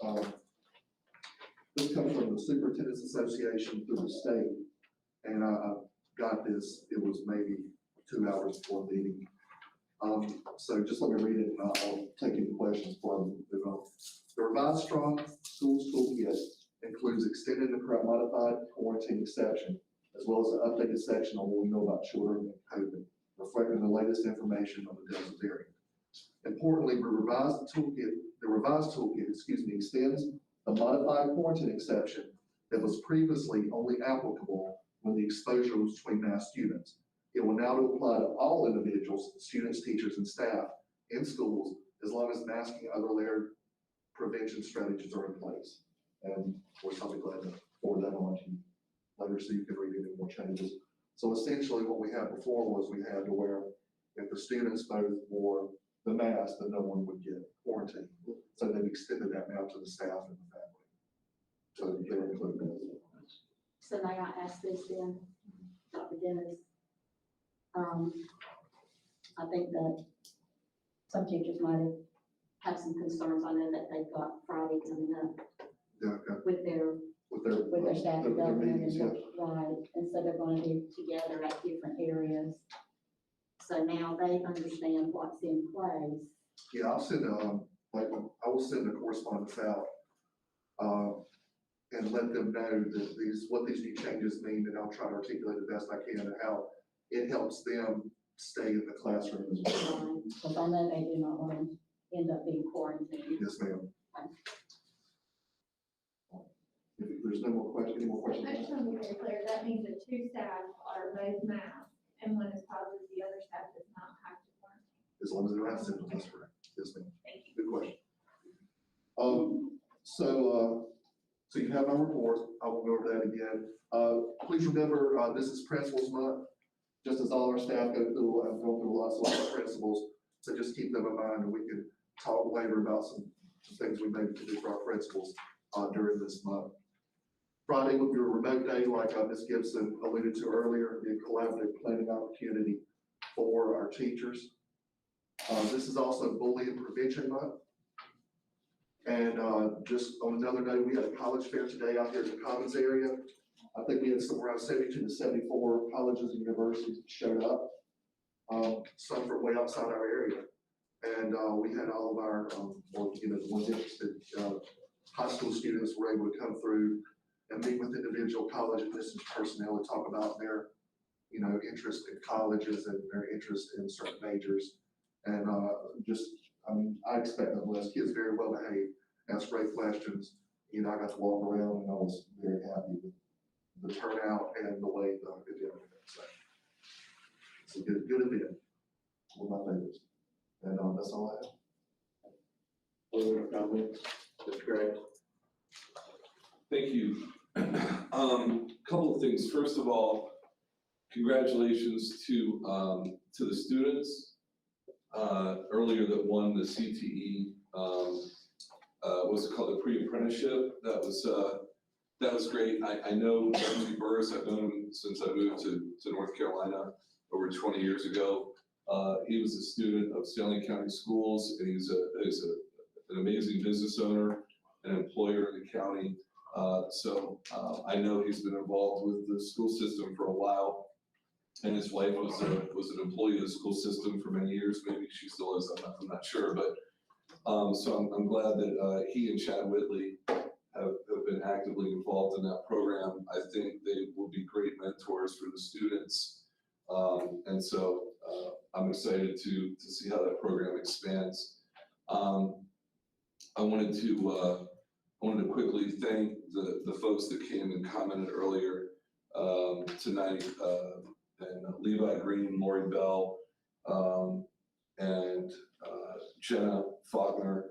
That was the first time I've ever had a student come up to a board meeting I've seen or watched where they've offered to be a liaison to the students in the school directly. I know that oftentimes the superintendent and staff get to meet with students like that, particularly those in leadership positions, but I thought that was nice that she took the time to come out and offer that. She just didn't send an email, but came and talked to us. I thought that was, I really appreciated that. Wesley Honeycutt, and he's been here before as a speaker. I appreciated his comments. I agree with him 100%. And Missy Benfield, I appreciated her comments as well. One of the things that I was curious about when I saw that the venue changed from our meeting room over in the Commons to this location was the fact that I was at first concerned that maybe somehow a threat had been conveyed to the board. And so I reached out. I wanted to find out if that had indeed been the case. The information I received from the central office here was that they were not aware of a threat having been conveyed. So I reached out to the sheriff's department and I asked if a threat had been forwarded to them for investigation, either a threat towards a board member or towards a faculty member, a staff member, a student. And I was told that they had not received any information of a threat, and they were not investigating a particular threat. So I was curious as to why we moved, because if there was not a real threat, and I'm assuming that if there had been a real threat, that the school board potentially would have taken an action like this to not allow the public to participate in a public meeting. And we would have issued some type of a statement that said that there had been a threat, and then we had asked the sheriff's department to investigate. I don't think that happened because it didn't exist. So what I'm curious about is how the board believes that our discomfort in people's frustration with the decisions that we make, which is their prerogative, can trump the community's ability, the public's ability to participate in a meeting. I did a little bit more investigation. I'm curious as to whether or not, and someone may mention this or not, has the sheriff's office ever offered their services before the beginning of a meeting to come out and speak to the people and set the expectations as far as the normal conduct of one of our meetings? Has the sheriff ever offered those services to our board? I'm assuming that would be through the chairman. He has not up until a meeting that was held with law enforcement 2 weeks ago. And after meeting with them and expressing to them the concerns of board members who did not feel safe and staff who did not feel safe at those last 2 meetings, they recommended we change the venue to a smaller location where we control things better. Also, I met with a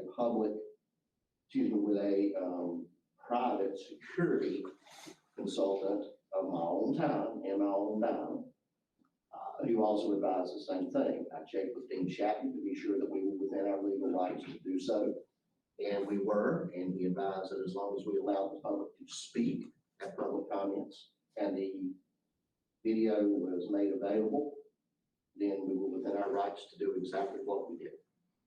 So you're telling me that the sheriff recommended that we move the venue? Ms. Gibson, did I misunderstand?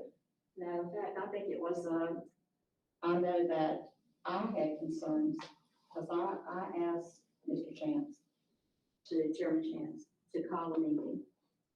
And, so that we could come up with the best possible solution.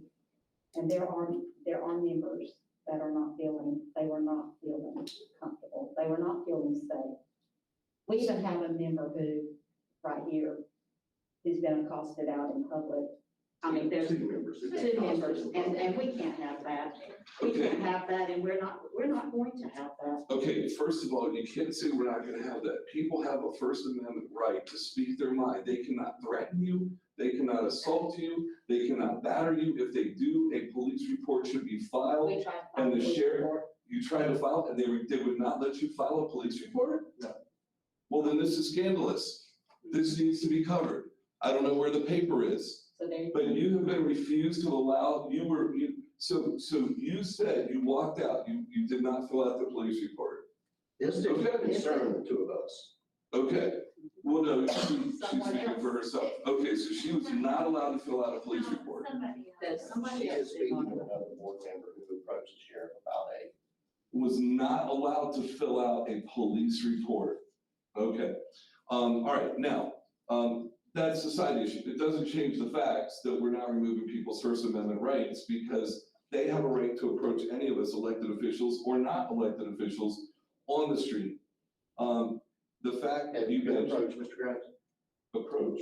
Have I been On the approached? street by some of these folks? No. I haven't been approached. They probably would approach me and shake my hand, but that doesn't change the fact. It doesn't make it right for somebody to accost someone else, but they're within their rights to express their displeasure with board members, elected officials, congressmen and women. Do I need to refer you to one of the leaders in the Democrat Party who suggested that during Trump's presidency, that people get out and get in the face of Republican elected officials because they disapprove of their positions on policy? I mean, I'm sorry, but we live in a country with a First Amendment, and people have the right to speak their mind, no matter how uncomfortable they make us. And the police, the sheriff's department, I personally believe that they would have the ability to keep us safe. The people come into a meeting, the expectations about behavior are set. If they don't follow those behaviors, then they're asked to leave. You as a chairman can ask the We asked police. 4 times, for somebody to be removed and they never were removed.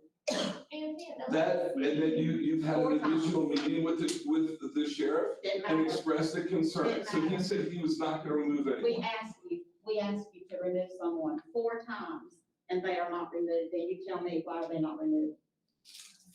Then you tell me, didn't it say? 2 meetings ago, so see, here's the problem. We have a responsibility to do everything we can to ensure the public has access to these meetings. And I get the express feeling that we jumped immediately to making it possible that we didn't have to be confronted by the public.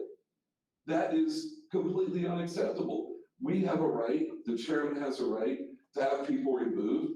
After that first instance, it should have been brought up to the sheriff and we should have set the expectations. But I was told that the sheriff did offer to get in front of people and explain how things would be handled. I also asked the sheriff, were any additional personnel requested for tonight's meeting? And he said no, but clearly he did bring additional people. All I'm saying is that earlier during the break, there was some discussion between some of the speakers. The comment was made that I think we should go to Zoom meetings. That's gonna make the matters even worse. People feel like they don't have a voice. People feel like they're not being listened to. If anything, we should add an additional public hearing so people do have the opportunity to come and we'll listen to them, even though I believe most of us think we understand what everybody's position is. The reality is that most people feel like they're not being heard. Now, they're being told they can't even come into a government meeting to be present to listen to us while we're conducting. So I know that our attorneys can say, Zoom is great, we can keep people out, but people have a right to attend our meetings. And they also have the right to be asked to leave if they misbehave. I'll be perfectly honest, at the last meeting, I could not hear anything that was happening on the other side of the room. I couldn't hear what you were saying, I couldn't hear what Dr. Dennis was saying, and that was because of public comment and situations that were happening, so I felt like we could not even conduct a meeting with what was going on. I understand, you even said several times in the last meeting that you couldn't be heard. But the answer to that then is that we make an announcement that we have to clear the room, and we clear the room. If we need to do that, you can't, but we. And Mr. Graves, can I just Sure. for a minute? I think things are fine. We have net now, we have things in place, the way we wanted things to work tonight, it was in place. And it worked. Well, clearly it worked, but we also, we did not allow people to participate like they normally participate in our meetings and attend our meetings in person. I mean, that's just a fact. Basically, what we're saying is we're comfortable allowing people to not be able to express their First Amendment rights. And also people, I guess, also don't believe that people have the ability or the right to express their dissatisfaction with how we may conduct or vote on issues as a board. I mean, I don't have to belabor the point anymore. I'm incredibly disappointed. I want the meetings to go back to public. I want the sheriff's department to be involved to ensure safety and security for everybody. But this, I don't know of any other board that's done this. Oh, yes, they do. Lots of boards do this. Harris County brings some measures like this every day. Every board, because of safety and security. Yes. Well, and then I guess, how many other boards sit there and take it? I watch them on YouTube all the time, and that is a job. The role of the chairman is to make sure that we have a orderly meeting, and if you have to ask people to leave, but you cannot by default assume people are gonna misbehave. That's my This opinion. group has not proven themselves to be ones who will misbehave. No, what you're saying is that they've proven that they won't behave? Yes. Okay, well, you let them come in until they misbehave and ask people to be taken out if they're being disruptive. That, look, this doesn't have to be pretty, but this is America. And I just have one question. Yeah, sure. If you had your life threatened Have I had my life threatened? because of all of this, No, absolutely not. well, I have. I've had my life threatened because of the Trump cheerleader incident. Okay, and I'll be honest with you, I take it seriously. Okay, then I believe that when should the be staff filed with and the my sheriff's board department, and we thinks need to have that they security for you. Have feelings of, that they don't feel safe, it's my responsibility to make sure I can provide them a safe environment in which to be, and to have a productive meeting, which we had tonight. So why didn't we have this meeting in secret? Because we're gonna have to walk out and get to our cars. We're gonna be walking down the street to get a donut or go to the cafe or go to Food Lion tomorrow. I mean, if we engage with the public, doesn't that make us more safe by being able to interact with them and let them express their feelings? I mean, look, you're the chairman, it's your prerogative, according, to the attorney, to do this. I'm just saying that I think that we have taken and we have created more distrust in the community because the majority of people out there did follow the rules, were not disruptive, and participated in our meetings like they should be allowed to. And it's this whole thing. A few people disrupt and now we punish everybody. And in this particular case, I think it's a huge disappointment. I don't think I'm alone, but thank you. Are you through? Yes, sir. Thank you for allowing me to speak. I don't have a comment. Mr. Sorensen, you'll be in the front of the bus with the sheriff, or are you on the bus picking it? Just a couple things. The young lady that came spoke to us this morning, just by a chance, the fact that I go to the gas and grab an Aquadale frequently, I ran into a former student that had to do her boyfriend right after her last meeting. And she got to tell me about the FFA program in the South. I had just come from South and had no idea what kind of stuff they were doing up there. And it was just, that's a smart, straight up, sharp kid. And that program is amazing. So I was gonna make that point of reference. I bumped in there and I thought, man, I know this kid. And I never had heard of a student that had a boyfriend. We can argue and debate all kinds of things, but the way I see it, there's everybody in this room, everybody that's outside shouting and screaming. You know it's loud if I can hear it about deficit kids. We're all part of an experiment. It's about 245 years old, and it's the only one in the world. So it's a research project, if you will, of what liberty in a democratic republic looks like. Okay. I understand where y'all folks are coming from. I don't like sitting here and have five people, I think it's 5 people told us to resign in the last 4 or 5. I don't like it any better. I don't like people yelling at us, fussing at us.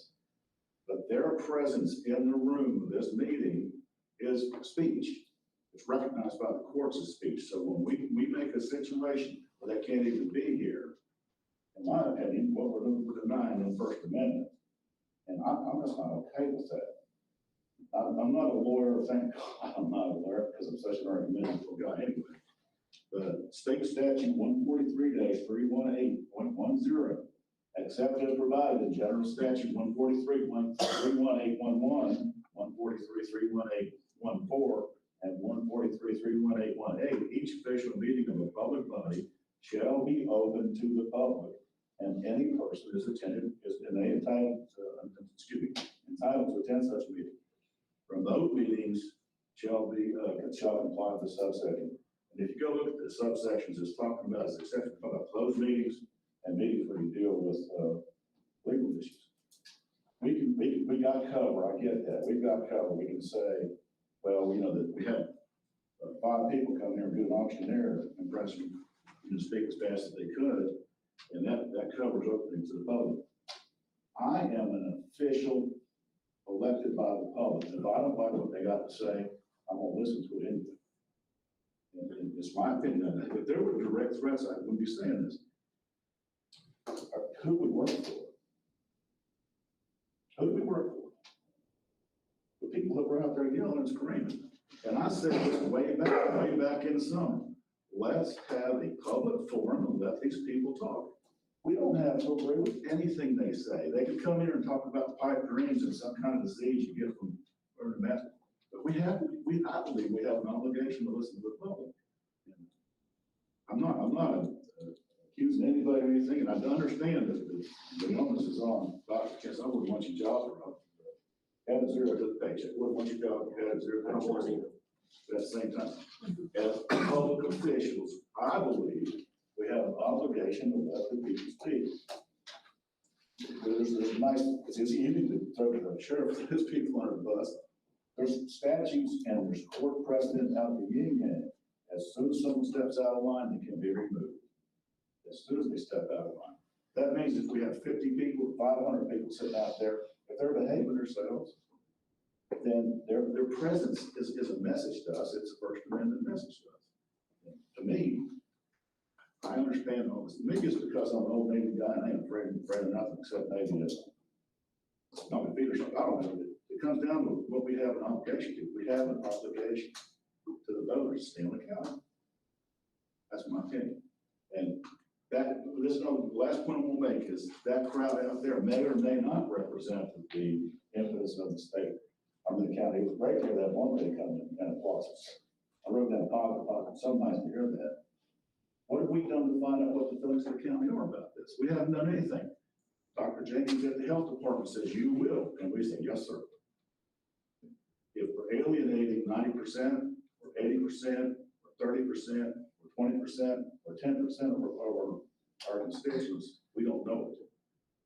What we do know is a very vocal group came out and they demanded to be heard. And here's what I expect is going to happen. It's going to escalate. In a classroom, when you have a conflict, if you don't resolve it, you don't de-escalate, it's going to escalate. I'm as upset as anybody else that someone that comes up and hassles one of our board members when they're trying to have breakfast. I get that. It bothers me. But that's my job. So I'll shut up now. Dr. Chance, that's not a reflection on you to get up. I wouldn't do your job if you had another zero paycheck, sir. Thank you. I'm done. Ms. Gibson? No comment. Dr. Webb? I'd like to congratulate the automotive apprenticeship thing, because that's what we need in our county. Those people are not even involved with our schools. These people are taking these students into their business and teaching them, and basically going to give them a job if they hang with them. So that's really good. And then I appreciate hearing the comments from the public. I mean, that's what we're here for. We're here to listen to them and then base our decisions on what we think we can do the best for our community and our students. And I know a lot of it, you need to resign and such as this. I'm doing this job. I mean, I don't have to do it, but I'm doing it for the community, for the schools, and for the students. And what I vote for and what I do is what I, in my heart, think is right. And that's the only reason I'm doing it. I'm not going to argue with somebody, don't want to fight with anybody. What I'm doing with my vote and such is what I think is the best for the county. And I just hope that they can recognize that. I'm not their enemy. I mean, I have a lot of people I disagree with, but they're my friends. I don't hate them, but it looks like our numbers are getting a lot better and things are, hopefully in the next several weeks, we won't even have the mask. And I think our resolution has worked well, and our students have lost as little learning time as they can. And the thing about the mask caused this emotional problems is they lost a lot more emotional ground by being at home and being remote than they have wearing the mask. And I'm glad that we had a productive meeting tonight and things are getting better in the county, and I just hope and pray things get a lot better. Ms. Paul? I would like to start by congratulating all of our principals for Principals Month. I know starting back this year, it's been difficult. We have some new principals, and we appreciate everything that they do. I want to also congratulate Mr. Morgan and Mr. Simpson on their apprenticeship for the automotive. That was very interesting to hear how well that some of our students are working with outside businesses. And I appreciate hearing about the college fair and that went well. That's always a good thing. And, I hate that Ms. Kennington left, but Ms. Mendrick is still here to say, with it being Bully Prevention Month, I really appreciate the presentation on social emotional learning that you guys gave tonight. And, also all the hard work that our staff has been doing, to alleviate some of our nurses with our new, medical assistants for the quarantine. I've had 2 nurses, personally come up to me and thank me for alleviating some of that off of them so that they can get back to their everyday duties. So, I know that that process is working and it's helpful. And like, Dr. Leffler said, I am, excited to see that our numbers are coming down and that our community numbers are coming down and that our quarantines are lessening. And it was very nice to hear that our staff are now going to also be covered in that. I know there was a lot of concern with that previously. I do appreciate the fact that I was able to hear the entire meeting tonight. That was beneficial. And I do appreciate the public's comment, and I never really want to exclude anyone from that. I know that in the past, some folks have sort of accused us of not letting them speak or not letting them be heard. There is a policy and procedure for the way that we sign up to speak at meetings, and I feel like we adhered to that tonight, even though we were in the smaller rooms. So, I appreciated hearing from the 5 speakers that spoke tonight, and it was nice to see Lori. I know she zoomed into one of our meetings a while back, but it was good to see her in person. That's all. Thank you. Okay, our next meeting will be Tuesday, November 2nd at 7 p.m. Entertain a motion to go into closed session for personnel matters, general statute 143-1186. Student matters, notified general statute 143-1181, and attorney-client matters, general statute 143-1183. I have a motion. Motion, I have a second.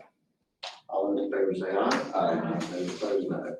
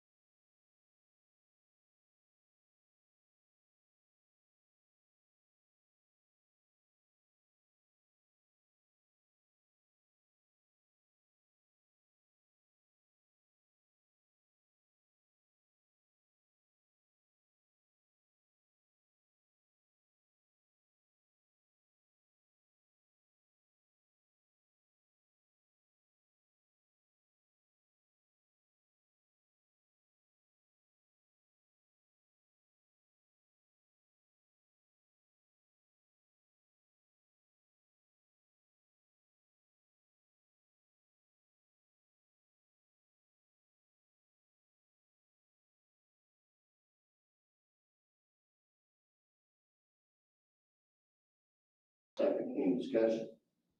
Hearing none, all those in favor say aye. Aye. Those opposed, no. I'd like to make two corrections to tonight's meeting.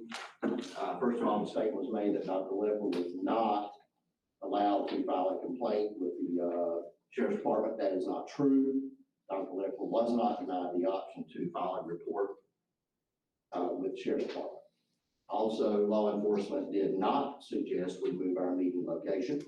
It was recommended by a private security consultant and our school law attorney.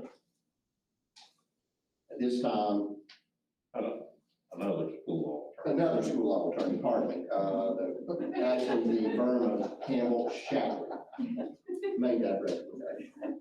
And at this time, I hereby resign from the Board of Education effective immediately. Entertain a motion to adjourn the meeting. Second. All those in favor say aye. Those opposed, no.